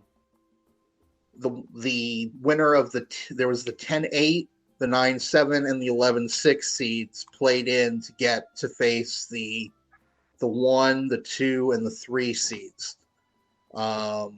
So Wisconsin took down LIU 9-1, then number 3 Colgate 4-2, then number 2 Minnesota 3-2 in overtime. Then Wisconsin beat number 1 Ohio State 1-0. So they had to go through the 3 seed, the 2 seed, and the 1 seed to win. And also shout out to Quinnipiac, who beat Penn State in triple overtime in the first round game. And then, of course, after that, they had to go and face Ohio State, and they lost, unfortunately. But shout out to them. Shout out to Wisconsin. And then I'm going to try and get BU in here soon to get his take on the men's hockey tournament, which kicks off this weekend, as a matter of fact. Who hosts the Frozen tomorrow. Four this year? Tampa Bay. Oh, it's back? I think the Lightning have hosted it Yep, a couple of times in like the last 6-7 years. Yep, they're hosting it once again. They're hosting the semifinals and the finals. Your teams this year are the number 1 overall seed Minnesota, number 2 overall seed Quinnipiac, number 3 overall seed Michigan, number 4 overall seed Denver, and then Canisius, St. Cloud State, Minnesota State, Cornell, Boston, Boston University, Western Michigan, Colgate, Penn State, Michigan Tech, Merrimack, Harvard, and Ohio State. Looking good. I'll try and get BU's take on this coming up. Should be, as always, very interesting. So that's just kind of like a little primer for the game, for the tournament, and we'll see how it goes from there. Okay. Alrighty. So, alright, cool. Oh, and then there was that wrestling one where that kid that I think had won like the other 3 championships, and his mom like snapped her glasses in half because she just couldn't bear to see the sight of him losing. Because he had the NCAA record for like a winning streak or whatever. Yeah, Spencer Lee. He's a wrestler for uh, Iowa, I believe. I think so. Yeah. And from everything, I don't follow college wrestling all that much. Yep, it is Iowa. That was a bigger upset than perhaps than most March Madness upsets. The kid was basically unbeatable, and the fact that this random kid, What was the school that the kid beat him from? Purdue. Purdue. Ha, well, at least they won in something. Matt Ramos, and Ramos or Ramos. If it's I'll say Ramos, yeah, I would think. Matt Ramos. Here's something kind of interesting, though. According to Wikipedia, Lee went on to forfeit his remaining tournament matches after that loss. Come on, dude. Just a little extreme there, but okay. Oh my god. His mom freaking broke her glasses. My god. I mean, listen, I'm all for competitiveness and supporting your kid, but I hope those were just reader glasses and not prescription. Those things can get expensive. Ooh, this is actually a fun question.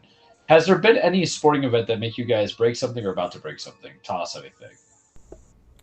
That made me want to break that you've something.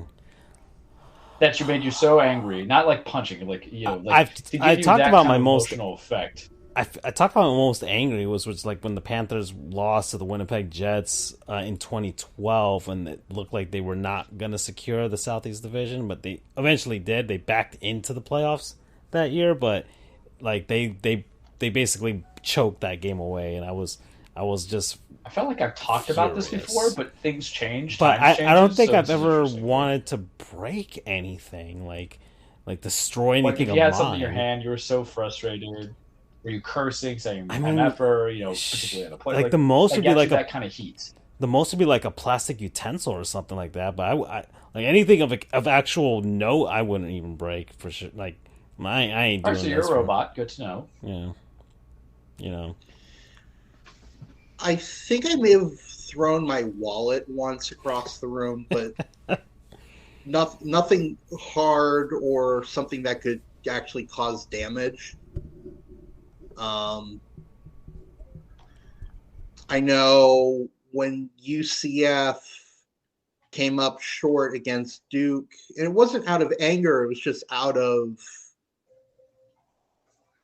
I don't know, frustration or sadness because they lost on a missed tip-in. So I like slapped the floor. It was like, no. So it wasn't really out of anger, and it didn't break anything, but it was just, I don't know, frustration or whatever. But nah, I've never really broken anything. I mean, it's just kind of it's like when people like break their video game controllers when they're pissed off when they lose. I'm like, how do you even do that? I've never had that kind of rage in gaming. It's me versus Bowser Jr. right now in this damn game. But, like, controllers are just expensive, man. I would never think of breaking them, for sure. But of course, like, I'm the collector standpoint. Like, I ain't. These things are pristine to me, you know. So yeah. I can't break it. Yeah, you're gonna pay $80 for a new set of Joy-Cons? No way. Listen, I get a Pro Controller at $70. Get the hell out of here. There's been games I kind of get into it, but yeah. I'll feel you. Alrighty. Okay, so I did want to go to this. I guess it's kind of a new thing on the show.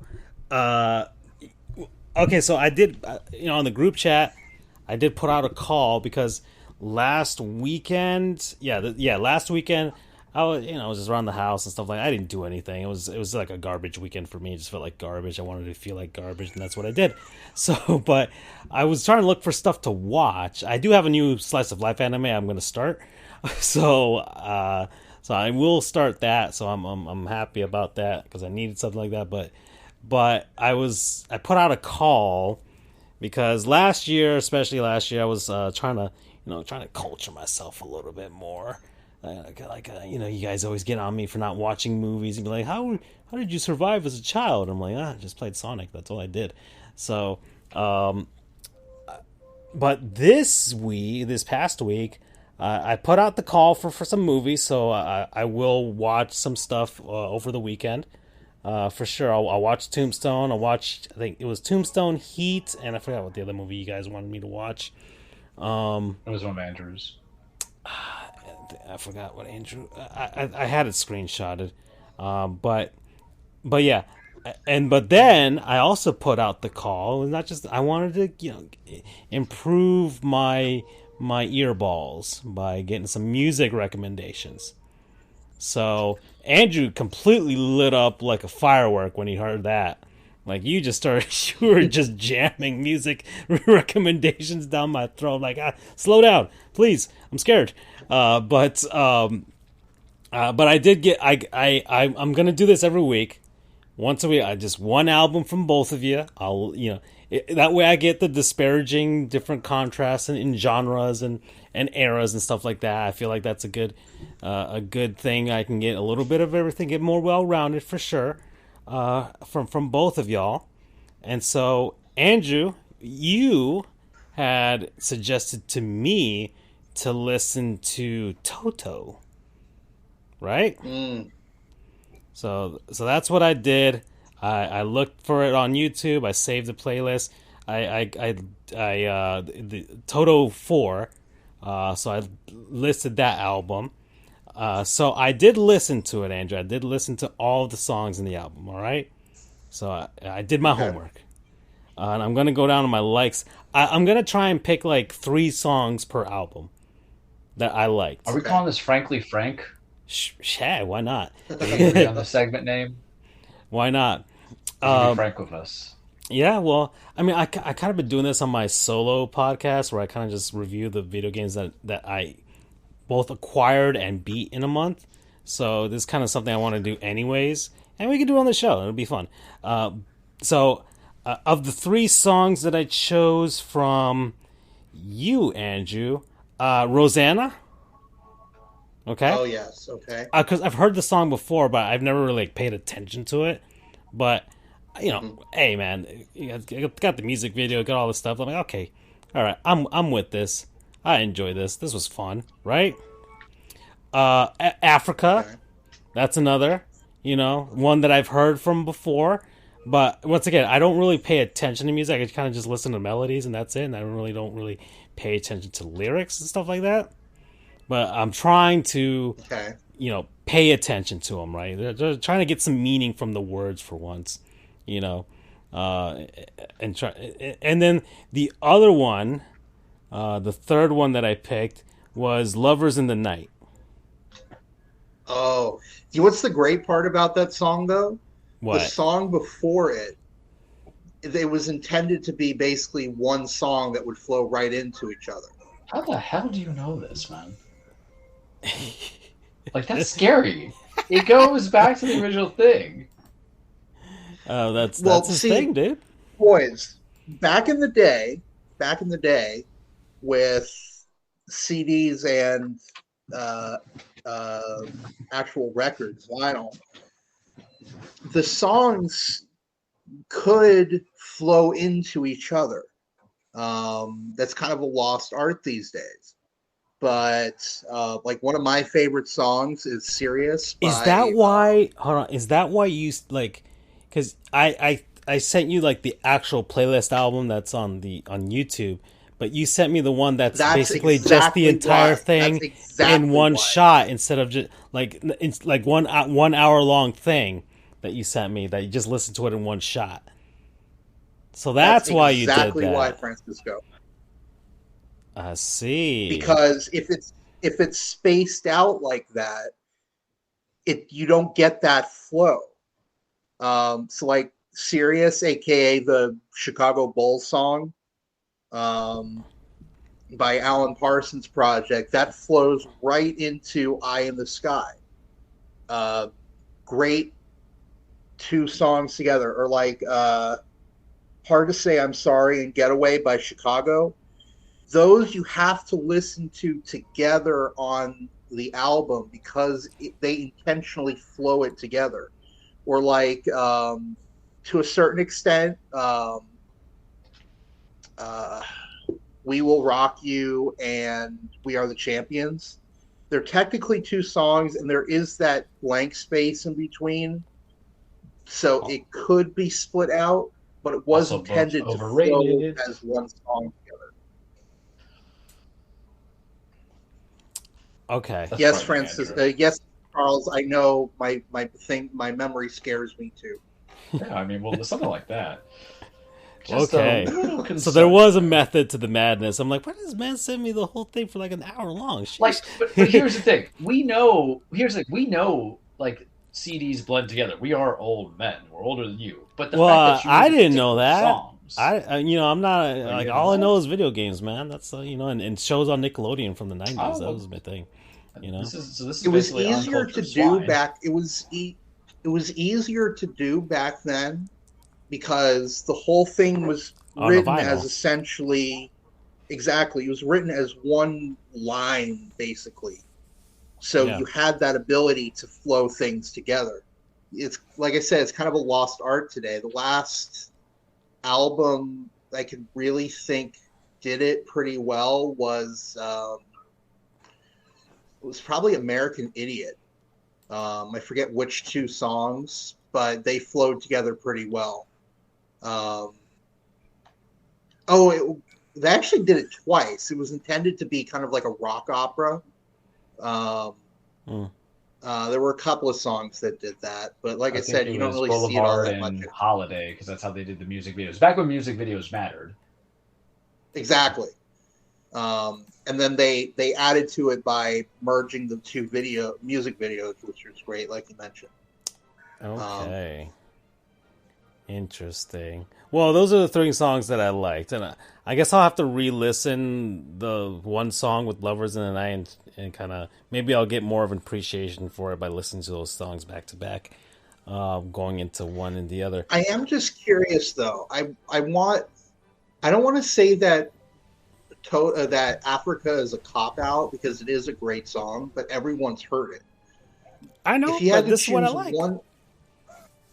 But if you had to choose one other song from the album, well, that's why I chose "Lovers in the Night" because I'm like, okay, these are the two popular ones. I've heard them before. I like them, and then I'm like, I got to pick one that's like, that I'd never heard before, and I hadn't heard that, so that one stuck out to me. That's why I chose that one. I'm like, that's why I'm like three because like most like, especially if they're well known, like two of those songs I probably would have heard from some other medium or something like that.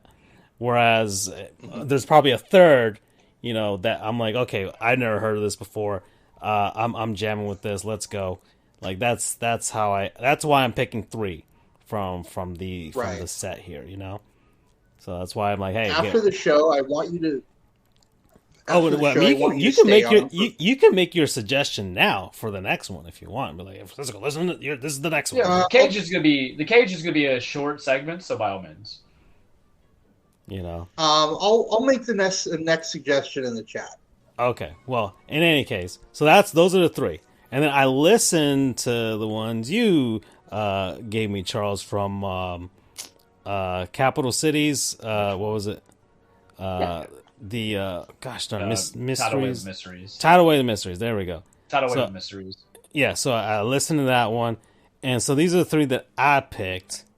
Like videos. Where is it? Okay, here we go. If it ain't Kangaroo Court, just kick me out of this group. I didn't pick that one, so you can leave now. That is a really nice song. I like that song. I haven't heard the full album, but I've heard a couple of their songs. I did. Good. I would say one or two songs don't deserve to be there, but everything else is good. Safe and Sound, because I've heard that one before from like commercials and stuff for like I think car insurance. So I've heard that one before. And okay, I like that. That's fine. They've also been in a Taco Bell song. Oh, okay. And then I picked the music video for that one gives me the feels. Yeah, they're a little weird, but in a good artistic way. And then I picked Patience Gets Us Nowhere Fast. Good song, yeah. So I picked that one. And then I picked Farrah Fawcett Hair. Oh my god, yeah, it's good shit. Oh, even has Andre 3000 up in this. Yeah, I noticed him. So I was like, oh, okay. All right, this is... I like this. Okay. So those are the three that I picked for that one. I'd never heard of that song before, but that's an interesting title because there's a song from the 80s by... I forget her name. Kim something. Called Betty Davis Eyes. Yeah, Betty Davis Eyes, yeah. So I wonder, that has to be a reference. Oh no, it's just its own gig, man. It's very like obscure. But at least the name sounds like a bit of a hat tip. You see, this is why I kind of had this idea. I'm like, let me, because it gets us engaged. Because like me and Charles are always harping on the gaming and stuff like that. All right, let's get some music. Now you guys are jamming with the music. I don't know what you guys are talking about, but I'm enjoying the discourse. So that's why I decided to do that, and the movies too. Because I don't watch movies. It's kind of been my thing. I just haven't really been watching them. I did TV and film in high school and stuff like that, but I grew an appreciation for some movies for sure from way back when. But I just haven't made an effort as an adult to go out and see movies unless Sonic the Hedgehog or Batman was in it. So that was my thing with that, and I'm glad. This was. You love your Batman. Well, yeah, I do. I've been watching some analyzing of the Batman again. So once again, so every every nook and cranny of that 3-hour long film. So, but in any case, here's the thing that you're gonna hate me for because you played the Telltale games. That game is open and shut, basically a rehash of the Telltale games. Oh, yeah, I haven't. I had season 2 on my my backlog, the one that I want to recently get to, but I haven't gotten to it. I'm just not feeling it right now. I will feel Batman later on, but right now Batman, I'm not going to feel him right now. Just not feeling him. Oh, so April 1st, you have to get differently. Well, Mario's coming, so that's Bayonetta's coming as well. Hold on. So I was gonna. And yeah, the movies were. Tombstone, right? Heat, and what was the other one? Andrew had an Adam Sandler one, and then I think you certainly was not like Mike. Yeah, no, because I threw shit on that. Let's see. I think he said Romeo Must Die as well. Romeo Must Die is a bad movie. Andrew would agree with me on that one. It's just one of those things where. It just has to happen. And then you just wanted me to see DMX's horrible acting. Yeah. Rest in peace, by the way. If he's in that one or he's in another one. He was in a couple movies in that that early 2000 stuff. I know I saw one movie that had him in it. I know for sure. But I don't think it was. I don't think I watched Romeo Must Die. Because Aaliyah was in this one. And I don't remember seeing her. Yes. So also rest in peace. So there you go. Cradle to the Grave. That's the freaking. That's the movie that I saw. The movie DMX. Yes, Jet Li's in that one too, right? You also have not seen Deep Blue. Yeah, you have also not seen Deep Blue Sea, where you have Cool J to say "Deepest Bluest my hat is like a shark tail." I've seen bits of Deep Blue Sea because it was on cable and stuff like that, but I've never sat down and watched the whole film. I just know that Dave Chappelle sketches. It ate me. A fucking shark ate me. That's all I remember. Samuel Jackson's. But that's it. That's all right. So those are the movies that I got on my radar for this weekend. So I will report back with that because I didn't get a chance to watch the movies because of the World Baseball Classic and stuff like that. So yeah. So we're at an hour and 50 minutes. By the way, Andrew, have you beaten GoldenEye? Yes, I did. Oh, okay. Alrighty. Good stuff. All right, go play Donkey Kong Country too. And then play 3. Or play 1 as well if you feel like it. Okay, so that's just play them all. Yeah. Well, they do flow into each other as well because they are all back to back. It's a storyline. It's one long story. Yeah, it is. So that And then you get to play as just think Tiki Man in the second one. the video game equivalent of Toto. Then there you go. Okay, hour 50. So let's head on over to the cage and try and get out of here. Alrighty. All right. Welcome, everybody. Your weekly Truplex The Cage with Charles. Remember, wrestling is not fake. It's scripted. It's a stage fight. It's a song and dance, contrary to what Superstar Billy Graham says. It's poetry in motion. It's a soap opera. It's about men and women want to beat the holy hell out of each other, chase their legacies, chase championships, establish their legacies, and just give me a good old time sometimes when it's there and then not there, right? Because, wrestling, it's a 7-day a week, 365 endeavor. You have so many promotions now with WWE, AEW, New Japan, Impact, Ring of Honor is back, even though I call it AEW too. I know that pisses people off who are really into tribalism of wrestling, but when you keep using AEW signed wrestlers in Ring of Honor, I'm gonna call it AEW 2 until you actually get your own signed people. But wrestling, a lot of promotions out there is always good for the business, right? Because there's a lot of independent workers or people who just need to have jobs. Not everybody could be. Hell, you could barely use the entire roster in WWE. So when you look back on reflection of 4 years ago of where it was, it's good to have that kind of expansion. And boys, we're gonna do a little bit differently here. We're never really gonna talk about Impact anymore, unfortunately. But eventually we will. Eventually, I'll give some highlights. Impact and AEW are working with New Japan Wrestling, and we should get the highlight to Japan, right? Because God knows Japan won World Baseball, and for a long time it was the best provider of wrestling the last several years. Kind of still gives you good matches, but things get stale. You have to build new stars. It's always kind of tough. We'll talk about that in a second. But they're going to have joint promotions again in June. There's going to be Forbidden Door 2 with New Japan and AEW. And later this month, or I think in April, is going to be Multiverse of Matches or Madness, where it's going to be Impact versus New Japan. Don't have the whole roster yet. Don't have the whole things. It might be one of those things where I create like a sub Charles video for the cage just to kind of get it in there. I wonder if we have one more. We can talk about it, but we'll talk about it now. Factor 75. You don't want to deal with your fast food stuff or eat nasty burgers like me. You want something clean, pure, and enjoyable, just like my wrestling. Get yourself some of those. Get what you can. Get the subscriptions. Go from there. When you don't have to rely onto a Publix app, go and use Factor 75, right? Is it the same number? Yeah. It's always the same number. It never changes, right? Yeah. So back to it. They're going to do that. Do I want to invest money into it? No. Does it give me an opportunity to have dream matches? Yes. Do I think there's going to be any fair booking?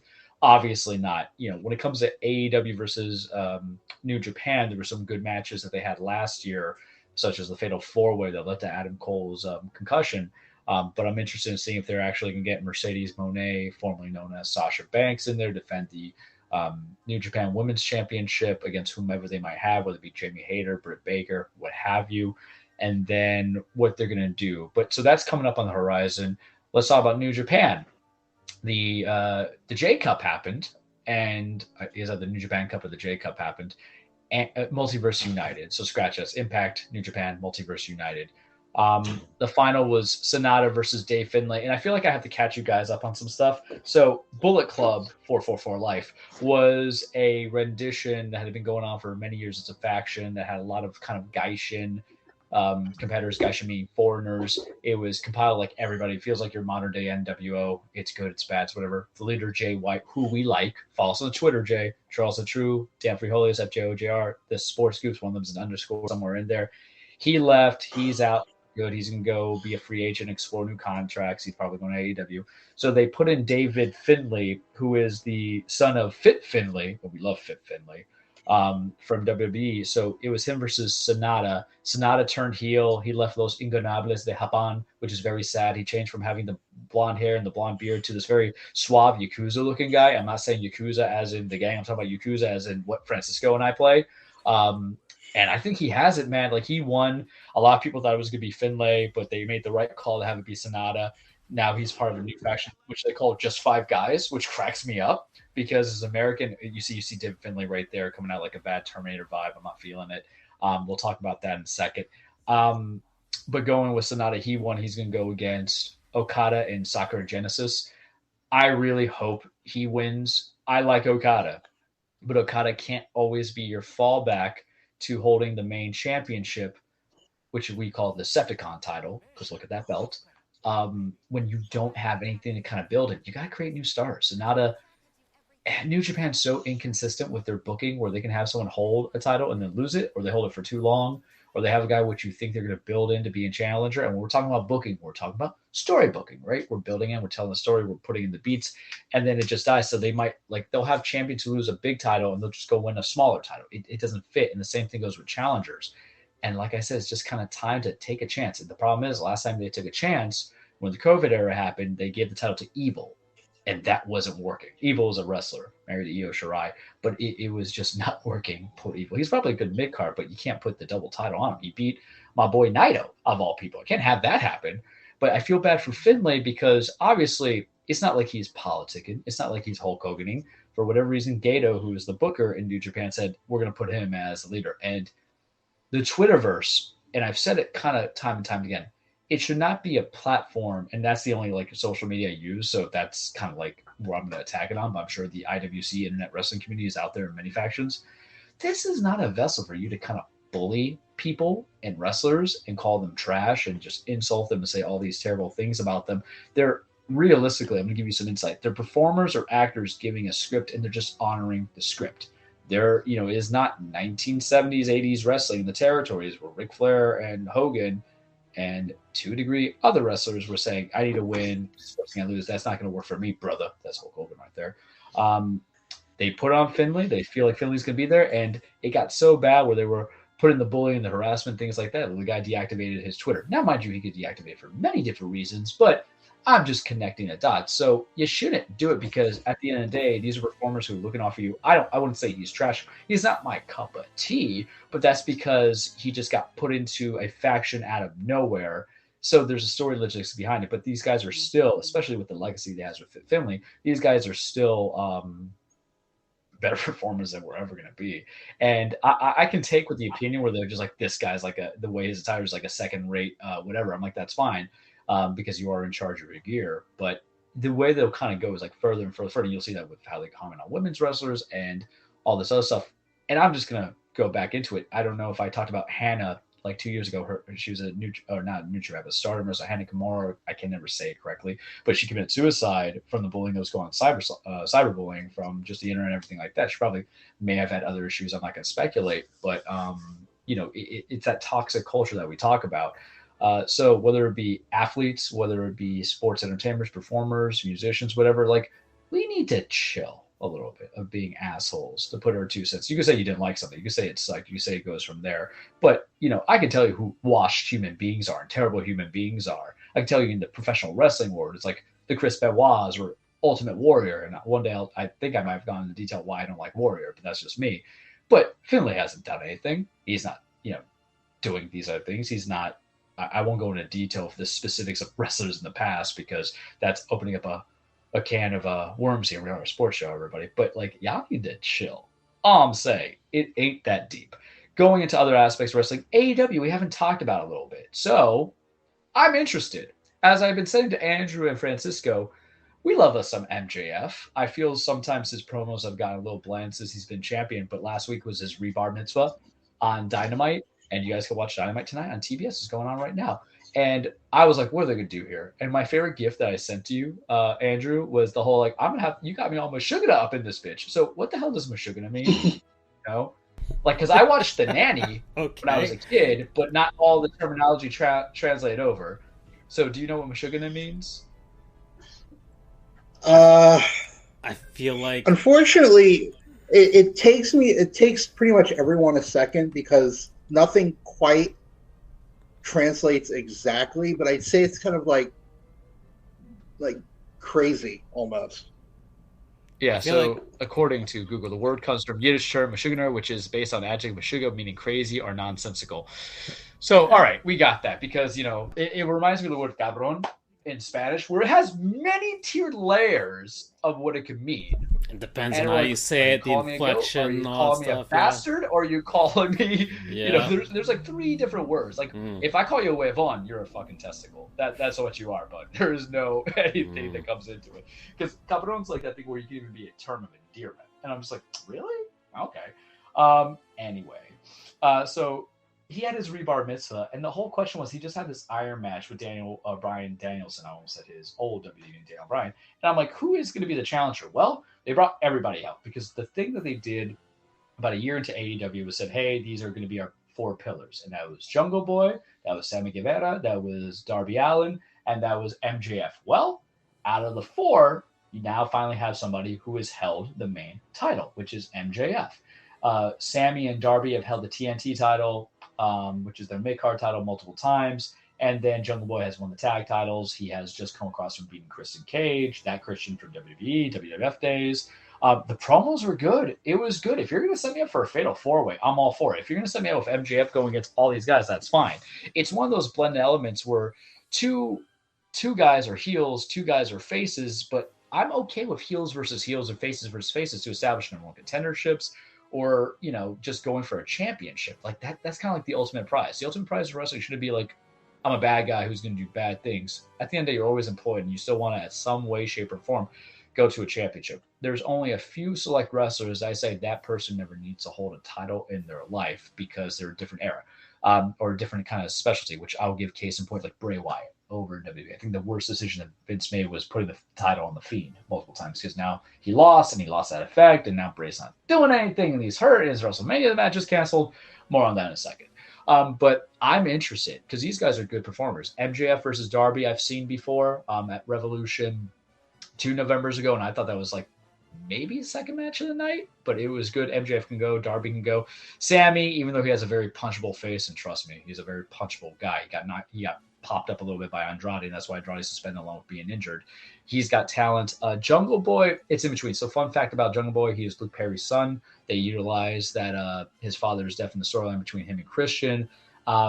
Jungle Boy, to me, kind of needs more seasoning for me to say, hey, you're a legitimate champion or title contender, but wrestling's subjective. Sometimes there's people who you view as being, the guy or the gal and possibly being a champion, and then there's what they write to the script and put in front of you, and you have to kind of like work with it and see how it adapts. It's a little bit like jazz. You can go with the notes, but sometimes you got to improvise a little bit. But I'm interested in that. AEW's kind of been like in between. I know the last time we did the show, I was like, guys, I'm bored by wrestling. But now I'm getting into the spirits again because you have, and this is not a just whole WWE household over here, fellas. I'll watch anything if I have the time to do it. The problem is there's just so much right now. There's like 13 days worth of wrestling that's coming up that is just very tough for me to do on. And I know I'm on a little bit of that vacay PTO.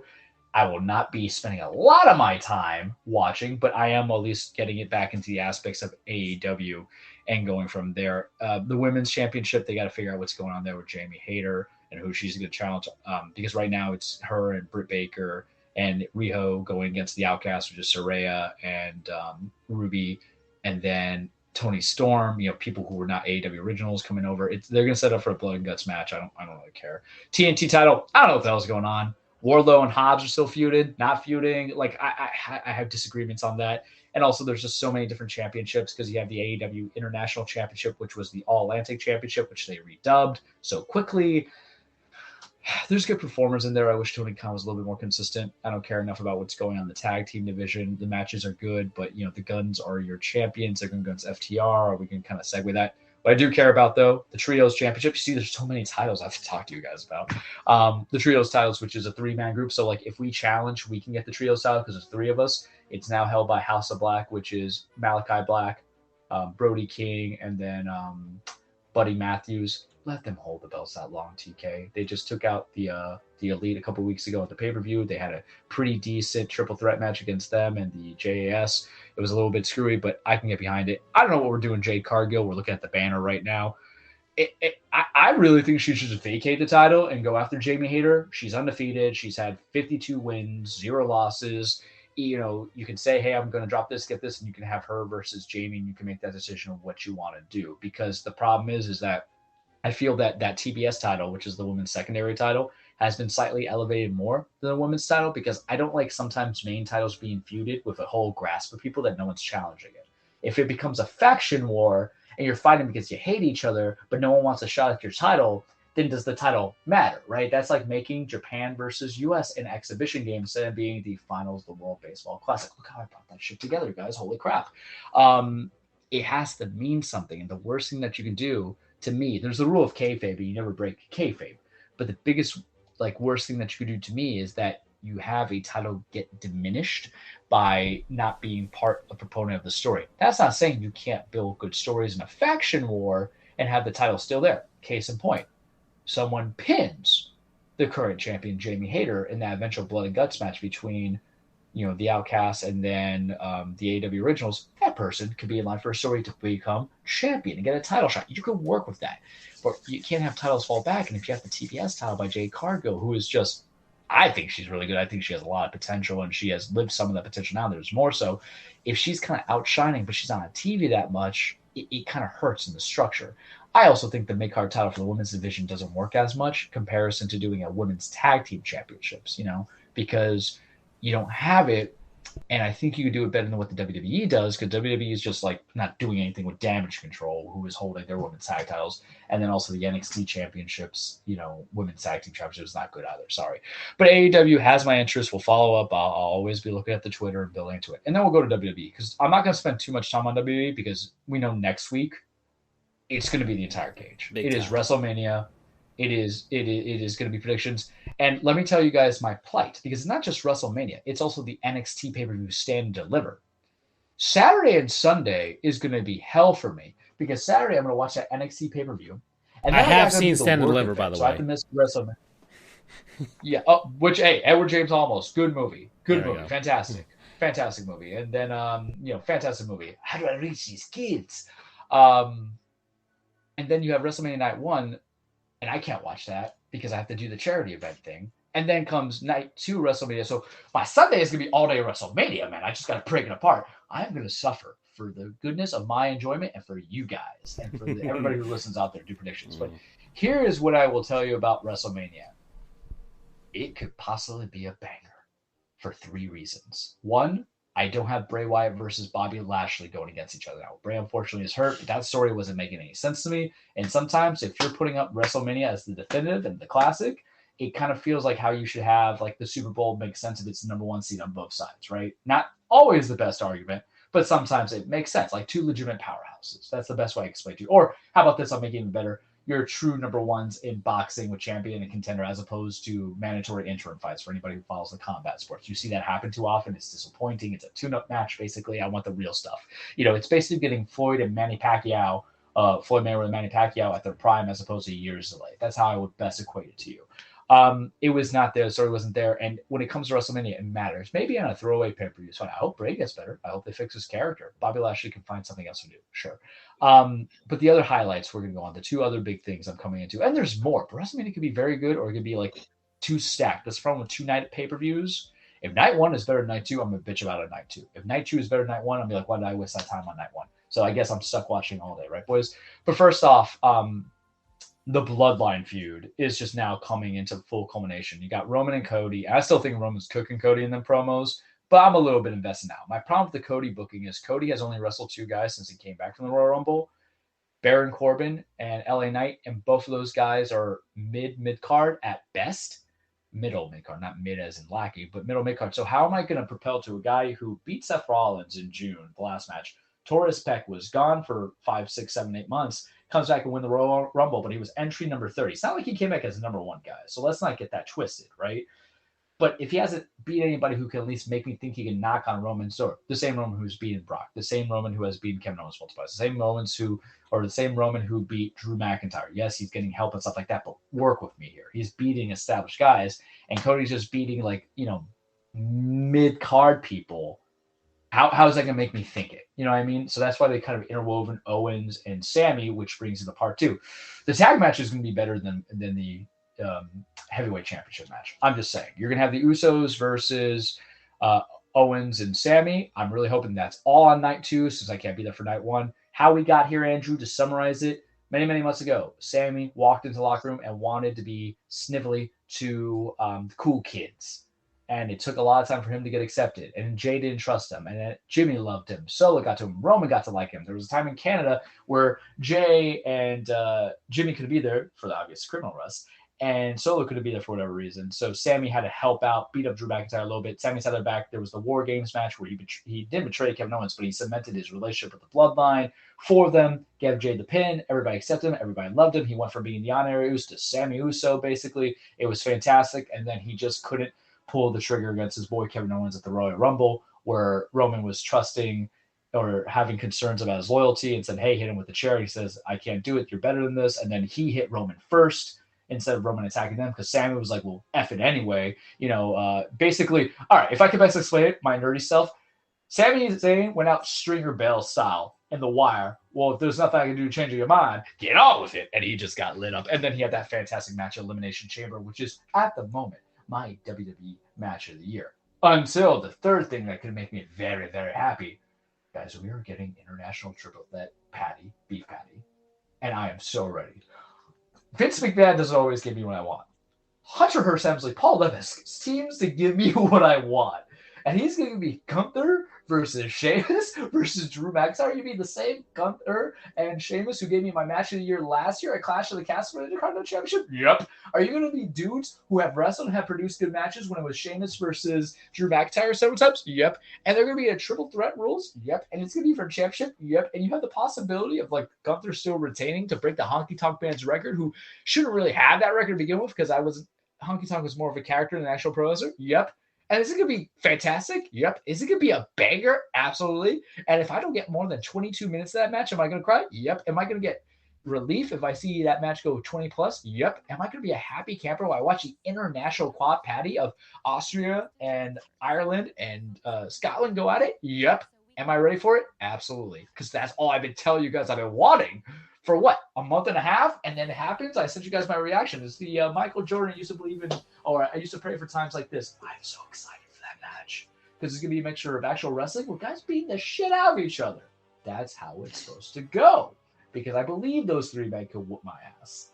And I will be standing there on Sunday when I first start watching it at like 1 p.m. and then I'll take a break because, the second part's going to be there at 7. But the thing is, I'm going to have that all digested, and that might affect all the other matches come out, because I think between that and the tag match, whoo, buddy. But we'll digest more into WWE next week, because it is going to be an all WWE show, and NXT Stand Deliver, it's in between.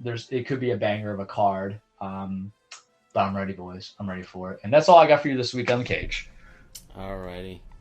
Okay. Well, I think that's it for us, everybody. So, yep. Good on. I enjoyed this one. It was very nice. So we will see you guys next time. Take care. Take it easy. Take care.